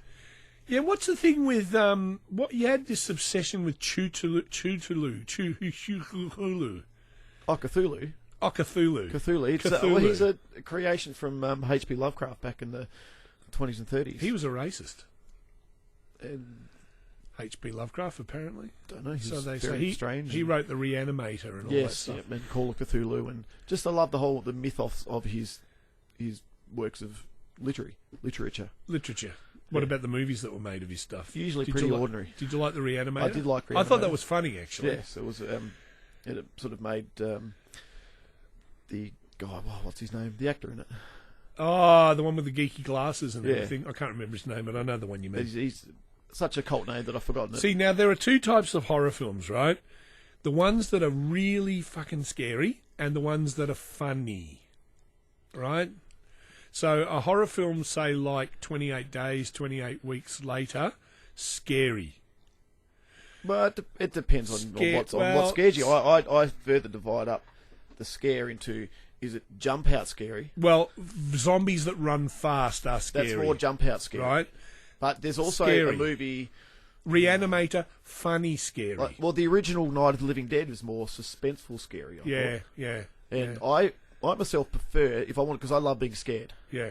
Not many movies. Look in the mirror and see that purple hair, mate. That's it. Not many movies scare me. No. Jaws, that's an example of a movie that does scare me. Yeah, I used to have the one about the grannies in the nursing home. It was called Drawers, where they all showed their underpants. That was really fucking scary. Go on, yeah. Yeah, the original Night of the Living Dead. If you watch that with the lights out, no one around, that can be still quite scary. Yeah, it is inverse. But then all the newer yeah. ones are just they've gone for more for gore Yeah. and the shock value, which I don't find scary. Entertaining, yes. Yeah. Funny, yes, but Yeah. not generally Last scary. night we started watching VHS before the kid ran out, and then we put the Dumb, Drunk and Racist on instead. Because that's what you need to watch instead. Well, that's educational, you see. You can learn... No, it wasn't bad. You can learn stuff from it. A lot of swearing, but you can learn stuff. He doesn't need any help with that, mate. No. He came home from So school after... at least I don't think he'll grow up to be racist. No, or dumb. No, I wouldn't think so, because he's got lots of friends from different backgrounds. He won't be and dumb stuff. because he's very smart. Yeah, too bloody smart, you want my opinion. I can't guarantee the drunk thing though. No, well, no, I don't. And so VHS was... Oh, I don't know, I got up to the point where the girl with the boggly eyes was in it. And You'll have to explain the premise of the But movie. the horror thing about it, I was talking to the wife, because she goes, oh, now I'm going to be really scared. And she goes, I don't know if I want to watch it. You might want to watch it tomorrow when I'm out by yourself. And I go, yeah, no, there's no point to that, because the scariness of a movie is an inverse proportion or reverse proportion or over proportion to the people you watch it with. Sometimes. Right? So it's better if you're with someone who's really shit scared of it, because then you can keep saying, oh, stop it, come on. That's not scary. But maybe if you're by yourself, you might think, oh, fuck, I'm not watching this alone. And then she goes, I'll watch it during the day. And I go, no, because you can't watch horror movies during the day. No, you need nighttime. It has to be nighttime, yeah, because if it's light outside... I've watched some things that frighten the living shit out of me, right? Then watched them back the next day, and they're not scary. I once went to YouTube and put in most scary thing ever, right? And this thing came up with this sort of animated creature with really sharp teeth that suddenly, it's got its mouth closed and suddenly it opens it up, poltergeist style, like from the movie with Steven Spielberg with the clown under the bed. Yes, yep. First you see the clown, there's no teeth in its mouth. The next scene, you can see just little points of teeth. And eventually when the kid looks under the bed and the little clown hands drag the kitty in, there's big, jagged teeth in the mouth. Yep. So it was like that, and it was about 2 o'clock in the morning, and I almost leapt out of my skin when I saw this on YouTube, because I'd already I'd built myself up to what's the most scary thing. And then the minute you do that, right, you hear stuff, everything in the house is creaking, and it frightened the life out of me, this thing with the teeth, and I had to shut it off and think happy thoughts, happy thoughts, happy thoughts, happy thoughts, happy thoughts, happy thoughts. I'm going to walk up the hall and something's going to get me. Happy thoughts, happy thoughts. Not that I'm superstitious, touch wood. But, and then the next day I watched it back and it was fucking bullshit. And it was so much bullshit that even Roy, who was only 6 at the time, wandered past and saw it. He goes, "What, Dad, that's..." And he wasn't scared by it either. And I thought, but I was frightened shitless of this thing last night. Yeah, it is very circumstantial, isn't it? It's like, depending on where you are. Isn't that where they cut the skin off your penis? Oh, no, that's circumcision. Sorry, no, go on. Yeah. I'm only prepared to take this seriously if you are. So, a few weeks ago... I don't take anything seriously, you should know that. Okay, so let's get some common ground of movies we might agree on. I saw The Hunger Games. You seen The Hunger Games? Yes, I did. Did you like it? I did. So did I. So I like that story... That type of story. Like, I remember that was a send-up of your Big Brother reality television of what you hate. That's the logical conclusion. Yeah, it's also pretty much, although the author never said so, it's pretty much a remake of the old Japanese movie Battle Royale. Oh, we pinch heaps of stuff from them. Yes. Yeah, that's true. But yeah, I did like it. Yeah, so that was probably read the books at some stage. Yeah, that was good. So we go for the standard fare. Poltergeist, Steven Spielberg, yep, good. The 28 weeks, 28 days movie. They're making 28 months later. It was only a matter of time. That's coming out. That's being made. 28 years might be pushing it, but you never know. I'm really looking forward to it. I love zombie films. So but not bad zombie films. There's been so many. I've downloaded so many lately. No, you mean you've gone to the video store and hired them, Michael. What video store are you going to? None of the video Michael, stores have you've those gone ones. to the video store and hired them. Unless you accidentally pressed that button on your computer with your elbow when you went, or maybe the kids did it. I've managed to watch. Thank you. That's better. So many, and they've been so terrible. Yeah, they've been so even awful for zombie ones. movies. What's the best zombie film? Oh, look, I like the original Dawn of the Dead. And the remake with the remake was really fast-moving one where they chased. Yeah, that was good too. Yeah, that's where they think they started branching off, and they either call the slow lumbering ones the Romero zombies, or the fast ones, they're the Snyder. What zombies. about did you like the TV series that's recently been on Walking Dead? Yes, that is fantastic. That's good, that isn't it? It's a very well made show. And that's left with the thing with the girl. She's got the one on the chain. She's chopped the arms off the zombie. She saves that other one, and now they've discovered the prison for the next season. At the end of season 2, the few of them that are left are huddling by the roadside by a fire, and then the camera moves back, and in the distance you see a prison. Oh, yes. Which is where they're going to take refuge in series 3. That was good, The Walking Dead. Yes. So we like that. We agree on that. And funnily enough, a good zombie telemovie series was based on the British Big Brother. Where Dead Set. Dead Set, where they're in the house, and then outside the outside world, the zombies take over. And that was good because Davina McCall, who was the real host of the show back then, took part and became a zombie. That was good. But then the other week, Michael said, I'm going to watch Cabin in the Woods. So on the same day, because we said, I think we used to have an old cam version of that. Funny that a store would hire you a cam version. So we went back to the store and we found one that was from a DVD. It said RIP. I don't know what that meant. Rest in peace. I don't know. So we must have gone to a different store than you because you had the other copy out that night, didn't you? Yes, I think so. That's right. Yes. And so we went to the other Blockbuster store and you must have gone to the different Blockbuster store. Good. And we watched it probably at the same time you did, but we had very different...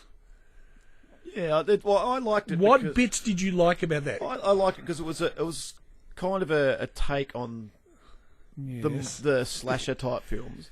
Yeah. I thought it was very different with... You do know it wasn't supposed to be a comedy, though, don't you? It was. Well, I can't help but laugh in horror films. Like, when someone dies a horrible grisly death, I find it amusing.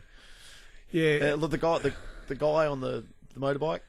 Yeah, when he jumped into sort of like the Matrix. I'm trying to survive. I don't know. Do we spoil the movie? No. If you haven't seen it, turn the podcast off. If you have seen it, I don't care. No. And I like the way they wove religion into it. Yeah, but that's what I sort of didn't like about it. And I twigged to it really early when I said, this is going to be about people putting up sacrifices to some ancient god thing, but they're doing it from a sciencey perspective. But they're doing it rather than being an esoteric type of.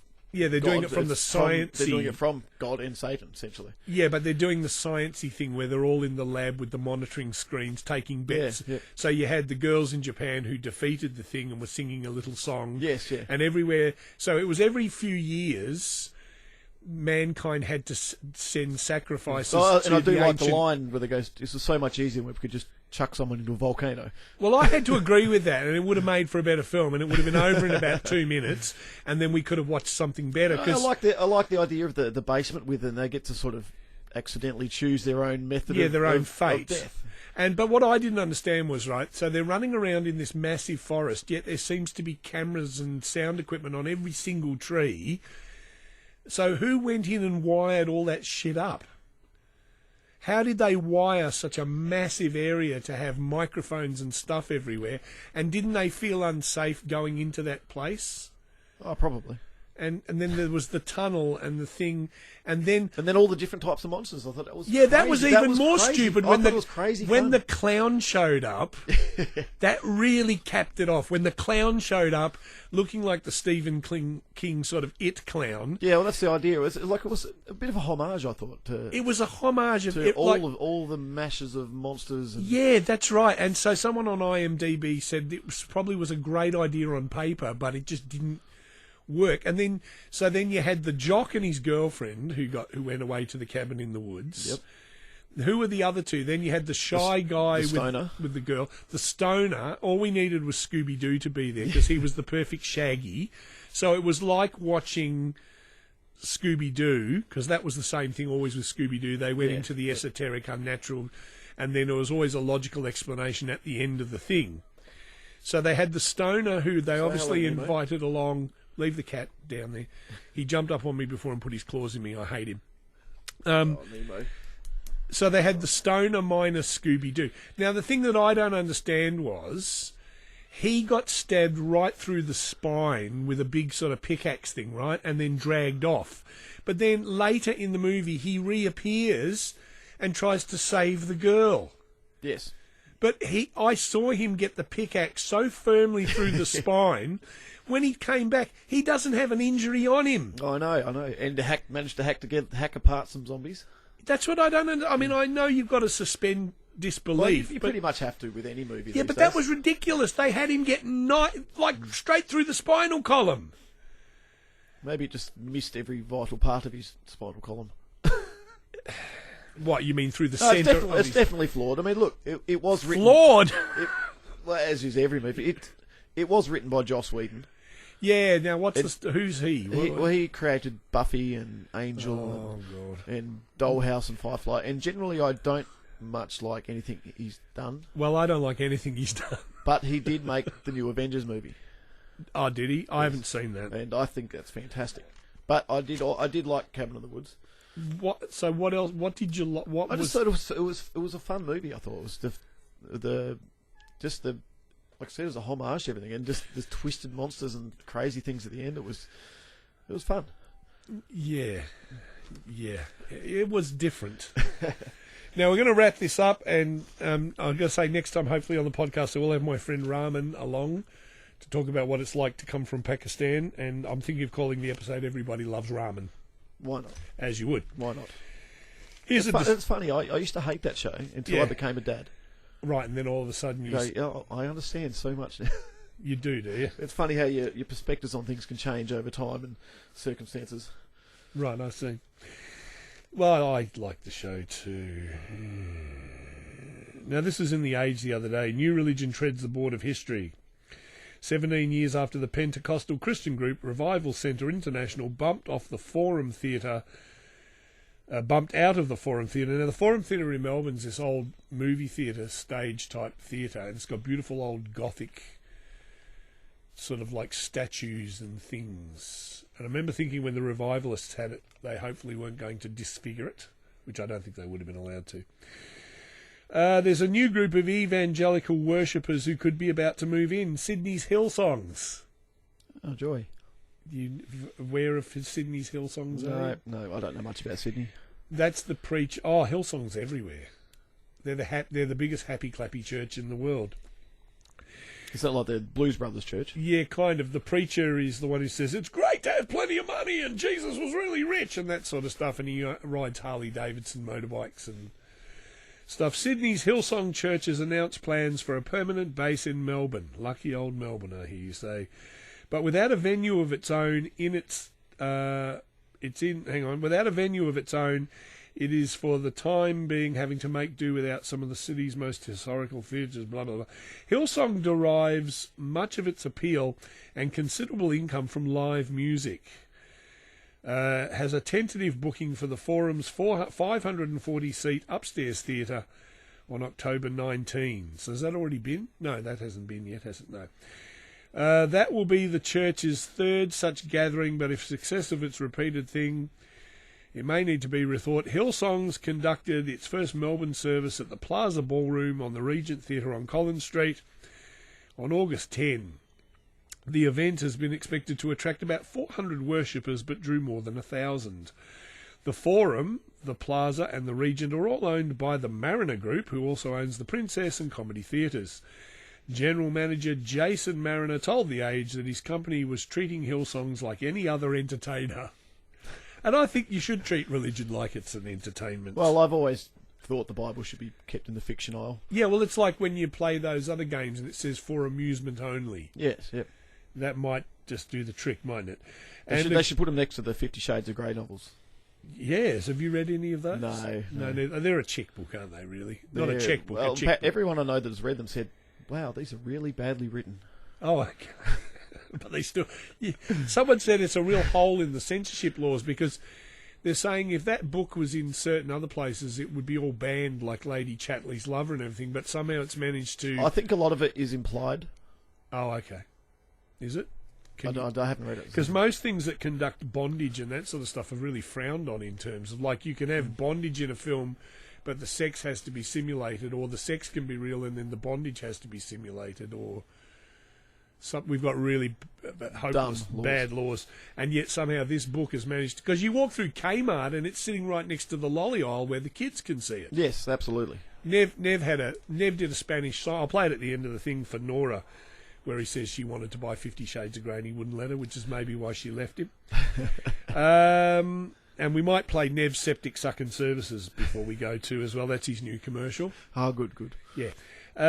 He's keeping agreed, up the times. Yeah, well, it's Tuesday for him. He's busy. I'm pretty sure he's gone around to do a job for someone. The only place, hang on a minute, has agreed to work with the event by event basis.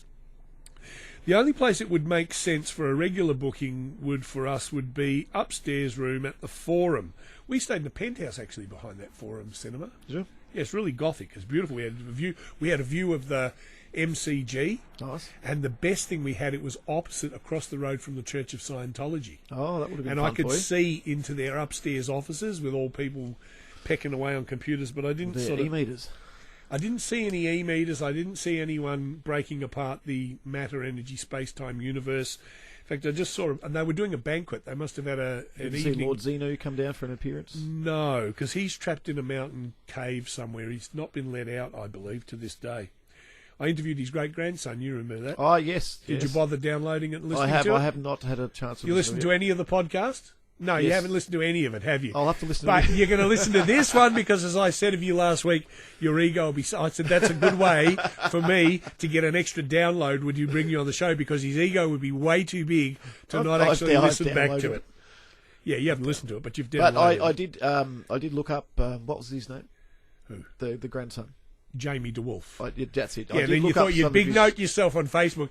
I said, I'm going to upload the interview in about an hour or so. Then this one starts searching the internet, him over here, looking for YouTube references and pasting little web addresses for him, as if to say, I know something look what I about know. him. I know something about him too. Look at me. I can cut and paste. I know how to post links. Yeah. Well, it's more that, apart from that, it's more that I wanted to know who the person was. Well, why didn't you his just listen to bio. my interview with him and Well, you would have known who he I'm was? going to. Oh, you're going to. I will. I promise. Oh, don't fall over yourself. Admittedly, though, with 5 kids, you won't have time. Because every time you sit down to do something, the kids say, Dad, Dad, I want to drink. Dad, she's touching me. Dad. Yeah, and that's really bad with podcasts. At least with music. You don't really have to focus on the music, but if it's a podcast, Yeah, you you gotta need to listen. listen to it. Yeah. Because I tried that with some Ben Greenfield podcasts. Who? He's a fitness dude in America. Oh, for fuck's sake. You go through one fad after another. Come on, list all the things you've been into since I've known you. You used to be into, what was it? Something you were into, and then you stopped doing that. Then you were into something else, and you stopped doing that. Then there was something else. Now you've Mr. fucking climb up the wall fucking fitness guru. You're like that bloke that was on that died recently. You know him. That narrows it down. Lots of people have died recently. Yeah, well, he died. He was American, and he was used to come on in the morning and do exercises with people. Oh, the listeners in America will know who he was. What did I ask you before? Yeah, so you're trying to listen to the podcast with the fitness guy. Yeah, go on. And you just can't because you're trying to listen to things and it might be something exciting. Because you bought Kindles. Do you still use it? Yes, yep. Oh, you do? Yes. They haven't gone to the wayside and been left and forgotten about? No. Fiona would go through a book every couple of days on it. She hasn't got time for all that with all those kids screaming. What do you do? Lock them in another room and just... Well, you've seen the dungeon in the new house. Yeah, they've got a dungeon in their new house. It's really good. I thought it was like someone's growing room. It could have been. When I went in there, I go, look how those pipes are ducted through here. Do you reckon this was a growing room or what? It's funny how everyone goes in that room and just think nefarious reasons of why that room exists. Yeah, it's cool though. It would make a good studio, like under the floor and everything in the house. It's just a little bit small, but no, it would be pretty good. Would be pretty good, I reckon. So we're thinking dungeon. Fair enough too, but that's just for you and the missus, isn't it? When the kids are out of school, you can go down and play dungeon games together. Yes, she's still got those knee-high boots, and she's got this wonderful collection of boots. Every now and again, she posts. She's got a new set of boots the other day. She posts pictures of those boots, and I often think, what must be going on there? Except I never come out and ask you because that would be rude. But what does go on there, by the way? Just well, we haven't set it up as a dungeon yet, so nothing goes on in there. Fair enough then. I think the kids get in and get under the house. The problem is when you've got so many kids, you would never get enough time to do the really exotic sort of stuff because often that requires a lot of setting up and preparation. And by the time you'd set up and preparation, it'd be time to pick the kids up from school, and then you'd be going, all right, well, that's why we're put a hold on this. We'll do it tomorrow, and then something else would crop up, and oh no, I can't. That's why we're forever asking our friends to look after our kids for us. Is that what it is? What are you on this weekend? You want to look after some No, kids? thank you. No. I've got one too many, and now he's starting to do the sleepovers. Kids are coming to do the sleepovers, and it's like, jeez. Oh, I don't know how you do it. I can't cope with the one I've got, you know. You just do. Yeah, you do because you've got no choice, That's don't you? exactly. That's how it is. And by the time they leave home, you'll be too old to do anything anyway. No, look, if they keep behaving the way they behaved this morning, it'll be like tomorrow when they're leaving home. So whether they like it or not. When you get back, she's going to pay out on you for coming over here. Oh, she's actually going to Melbourne with a friend at about 4:00. Oh, so then it's your turn for the onslaught, is it? Yes, yep. But I've got. And what do? Lock them outside and just go surf Well, I've Facebook? got a 50-metre abseiling rope in the shed, and I think of putting it to good use. Okay, so it's a much bigger house at least where you live now. The kids can kind of get a little bit more out of your hair. They used to live in like this tiny house, and I've never seen. Oh my god! It was a terrible house. It was a terrible. It had no bed space, no nothing. There was toys and crap everywhere, and most of them were yours. Yes, they still are, but at least the kids' toys are restricted into one room for them to play in. Yeah, $500 worth of Skylanders toys, and they're all yours. Well, admittedly, when it came out, and I got excited about buying it, I did win a small amount of money at the casino, which justified wasting it. Yes, exactly. You know, if I go through your house and I add up everything at the full retail value, if you could transfer that back into cash, you would be a wealthy man. Yes, well, and all the things that I used to own that the ex-wife threw out would be much the same. Oh, yeah, you don't want to go into that. That's a different podcast. Yeah, he left home one day and she just chucked everything out, didn't she? The whole lot. You can laugh about it now. Right, yeah. You have to. Yeah, anyway, that's another story for another day. When we do the relationship podcast. The dumb-down relationship. Hillsongs was founded by Brian Houston in Sydney's Balcombe Hills in 1983. Its first service attracted 45 people. That was probably pretty good for a first service. Yes, and they had a collective IQ of about the same number. The move into Melbourne was announced by Houston in a blog post in April. Eventually, I'll do his voice, I think that's him. Eventually, I would imagine that we will look at the possibility of expanding towards the several campuses across the city. Hillsong's expansion plans may not be good news for the Planet Shakers. For Planet Shakers, similarly, one that's kind of the same youth and music focused Pentecostal church that holds services at Dallas Brooks Hall in East Melbourne. Now that's interesting because Dallas Brooks Hall is owned by the Freemasons. Dallas Brooks was a famous Freemason. I didn't know that. So you didn't make it to the Freemason night the other night? No, they had an open night at the Freemason night. I didn't go, no, because I figured they don't want me because you have to believe in a supreme being, and I don't. Just tell them you believe in Cthulhu. Yeah, and he had on his page, folks, over here, Cthulhu eating the equivalent of Fruit Loops. And they were Cthulhoops. Cthulhoops. And I look at your things sometimes and I just think, fuck me, what the fuck is going on? Well, sometimes I think people just take Facebook far too seriously. Yeah, you're one of them. No, I don't. And I do, and I see all your little postings where Fiona, your girlfriend, de facto type person or person you share house with, must be on one computer on one end of the table, and you're on the computer at the other end of the table, and then you're communicating with each other via Facebook instead of just talking to each other. Oh, we're talking to each other as well. Right. Yeah. Because She's on the couch on her laptop. Because can I just say, your previous wife, you really were not suited. Like, No. Before the days of podcast and we used to do stuff on Streamer, she would do anything rather than let you come here, invent all sorts of things because she didn't like you out of her sight for more than 2 seconds.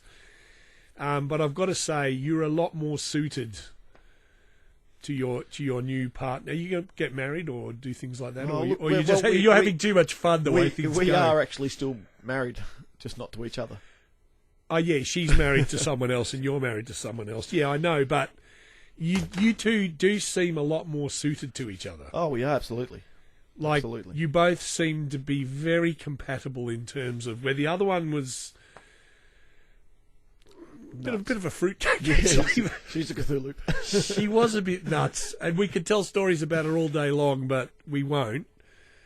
She used to come out with a lot of proclamations to your friends, which I was one, and you'd sort of stand there, like, well, can I just say the one about childcare? Oh, yes, yeah. She was at our house once, and she said, any parent who puts their child into childcare for whatever, 15 minutes, an hour a day or whatever, is committing child abuse. And then at one point she goes against everything she believes and puts her kids in childcare. Yeah, and her biggest one was and the then she blamed you for it. And it's all his fault that I had to do this and go against my principles. What was the ABC? Well, that was her prime target in the anti-childcare. ABC child minding centres. Yes, yeah, because they went bankrupt. Yeah, she said, they should all put drive-through windows and drop the kids off. So you can throw the kids through. So she Yeah. did have some good ideas. But as soon as we broke up, then she put the kids in ABC childcare centre. Yeah, exactly. So anyway, even Ava, who was only like 3 months old. Little. Anyway, and then you met this other girl. Do you want to tell her how you met her? Go on, I dare you. We met on an internet site. Yeah, what kind of internet site, Michael? It was maybe a BDSM type of site. And you didn't really know each other greatly that well, but you must have exchanged obviously some personal details about each other for you to have met there. Yes. And then you met her how many times before you decided to share a house together? Oh, a few times. Not many though, was it? Not about more. Once or twice you'd No, gone it was out, more than met. that. It was more than that. Yeah, and then the next thing I know, you're moving into this place, and I was helping you move in, and then she was going to rock up, and I have to admit at the time thinking, geez, they haven't known each other. I didn't exactly say that. How well you know me. I said, I hope this works out because it's sort of, it's pretty. And I've got to admit, you two seem very suited to each other. Well, and I mean that in a good way because I don't think I've ever. Before that, you always used to look a bit miserable. In fact, miserable is not really the word to describe it. Pretty tame, really. Devastated, I think, would be a better way of describing it. Absolutely. No, she's good. We are very suited, and we just do things trying to get better properly. We talk. Yeah. Is that while you're whipping each other? And can you buy silent whip so the kids can't hear it when they're in bed? Or no, we talk, and we don't, like, if there's something wrong, we don't just let it build up and then explode. And you both beat the shit out of each other in a very loving way. She puts her boots on and says, "I've got a bone to pick with you," and you go, "Well, that's funny. I've got a bone of my own." Yeah. Go on, yeah. She'll kill you. We talk. Right. We're pretty calm. We don't really get angry. Yeah, you can tell you're not married to each other yet. You're still talking. Yeah. So why ruin a good thing? Yeah, okay. Very little chance you'll be off to Hillsongs then. So it's funny, those sort of musical churches. I like them just because they're musical. And their songs are always fun and joyous. As long as you don't listen to the lyrics, I guess. I think, though, if you two adopted any form of Christianity, you could probably adopt Christian discipline. There's actually a sect of one's called Christian Discipline, and you can form your... If anyone wants to look it up on Google, look it up, Christian Discipline, where basically there's a lot of spanking that goes on, and you do it in the name of Jesus Christ, our Saviour. Oh, you can do anything in the name of Jesus Christ. I saw a T-shirt on Facebook earlier today, and it said, "Do you accept Pan as your personal Lord and Satan?" Yes, personal Lord and Satan. Actually, I'm going to try and find some Satanists to be on the Satan, show. Satyr. Satyr, as in... Pan, like... Yes. The pan flight and the hoofs. And the hoofs, yes. Like those boots. Yeah. And do you ever dress up in those boots as well? No. All right, well... I was going to buy some boots. We're going to a steampunk party later in the year. Are you? So I was going to buy some boots, but I'll have to get different ones, I think. Ones that I could probably wear. It's amazing how you think you know someone, but then you realise how little you really do know about them. And you probably know me better than any other of my friends. Yeah, but I would hate to be posing as someone in a chat room and meet you. I think it might be a bit scary, to be honest.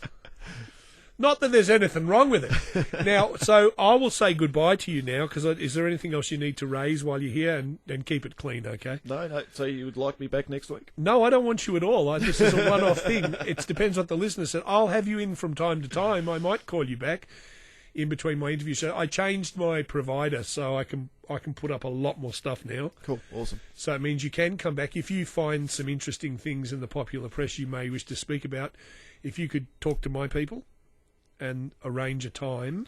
So that's Rube in the kitchen? Yeah, so if we could, and then we'll do that. So we might play Nev's Spanish love song to leave, followed by his septic sucking commercial. Sounds good. Okay, goodbye, Michael. See you, Rob. Thanks for the invite. I'm going to say have fun. The cryptic invite. I'm sure you will. Hang on a sec. Here we go. Me in there? Yeah, I hear. That's the 1 minute promo. Yep. Nev's Septic Sucking Service. Yep. Dumb Down Atheist Podcast. No, not podcast, son. It's for the wireless. You think small. That's your problem. All right, give us the oi. Go on. Okay, counting back from 10. You ready? 10, 9, 8. Oh, bloody shut up and start the thing, will you? A number 1, a number 2, and a 3, and a 4. If your bathroom's on the blink, don't squeeze it down the sink. When I'm pumping out your dunny, I'm in the land of milk and honey. I'll take away your waste, and I'll do it at great haste. Call Nev Septic Sucking Services. Is the crapper all backed up? Well, you found a piece of luck. She's got a big tank as my Sheila, my beloved Bedford truck. I'll remove that nasty stink much faster than you think. Call Nev Septic Sucking Services. I discount for cash. I'll have you flushing in a flash. Don't clench up your ass, 'cause all things come to pass. If it's lumpy or it's ruddy, I'm the man who'll fix your nutty. Call Nev Septic Sucking Services. Watson versus Grothy in elevator gate. Both crack the shits and it don't smell too great. The Pope or Desmond Tutu can find themselves in doo-doo. Call Nev Septic Sucking Services. That's Nev Septic Sucking Services. You need Nev Septic Sucking Services. Oh, Nev Septic Sucking Services.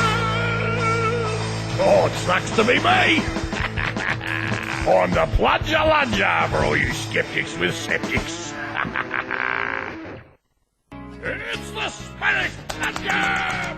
When I met ya, Is this about Auntie Nora, Uncle Nev? said I never would forget ya. Yeah, no, that's right, yeah.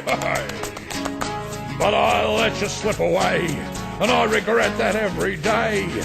'Cause now I'm all alone, like a dog without his bone. Oh, Uncle Nev, that sounds a bit rude. Oh, Nora. Your appeal goes to the Cora. You're the apple of me eye, love. Never be another. Nora, Nora, Nora.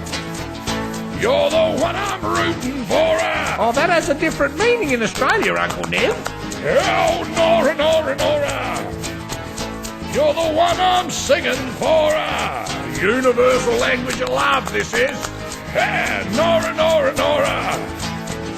Please pick up that phone and call her. Would Auntie Nora's phone work in Bali, Uncle Nev? Go away, you're a bloody nuisance. I realise that I've upset you. What did you do, Uncle Nev? You wanted to buy 50 Shades of Grey and I wouldn't let you. But I'm so confused up in me head because of all we done and said. And a real man shouldn't cry, but me eyes is turning red. Would you like to borrow me hanky, Uncle Nev? Nora, Nora, Nora. Your appeal goes to the Cora. Oh, Nora, Nora, Nora. You're the one I'm rooting for. Nora, Nora, Nora. This song I'm singing for ya. You're like one of those love gypsies, Uncle Nev. Oh, Nora, Nora, Nora. Please pick up the phone and call her. You all right, Uncle Nev? Oh. Oh, that bit sounded like a pop-off, didn't it? Bloop. I'm in despair. Shut up, you're spoiling the song. Despair of old boots that I wear. I'd walk a million miles, get rid of the old beer bottles and broken tiles, fix up our house, and on your face I'd paint a smile. Would you dress her up like a clown? Oh, Nora, Nora, Nora. Your appeal goes to the Cora. Careful of your hernia, Uncle Nev. Yeah, Nora, Nora, Nora. You're the one I'm rooting for. I really don't think you should sing that bit, Uncle Nev. You know what it means? Nora, Nora, Nora. A song I'm singing for ya. Yeah, Nora, Nora, Nora. Pick up the phone and call her. Oh, Nora, Nora, Nora. Yeah, see, I'm not a snorer. Oi, vey. Yeah, Nora, Nora, Nora. For you I'd read the Torah. Oh, Nora, Nora, Nora. Life is so much poorer.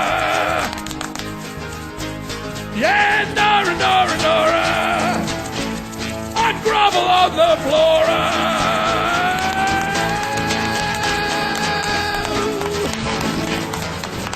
Pour me out at it. Oh, Uncle Nev, you must really love Auntie Nora. Yeah. Coming on here and making a big fool of yourself. Come over here, I'll bloody make a fool of you, you little bastard. Ruining me bloody song. Oh, Uncle Nev, that hurts. Don't. Anyone can win an argument like that. Ouch. Hey, too late. Where's everybody gone? Didn't get much of a show this week, did I? Again, I've been bloody double-crossed.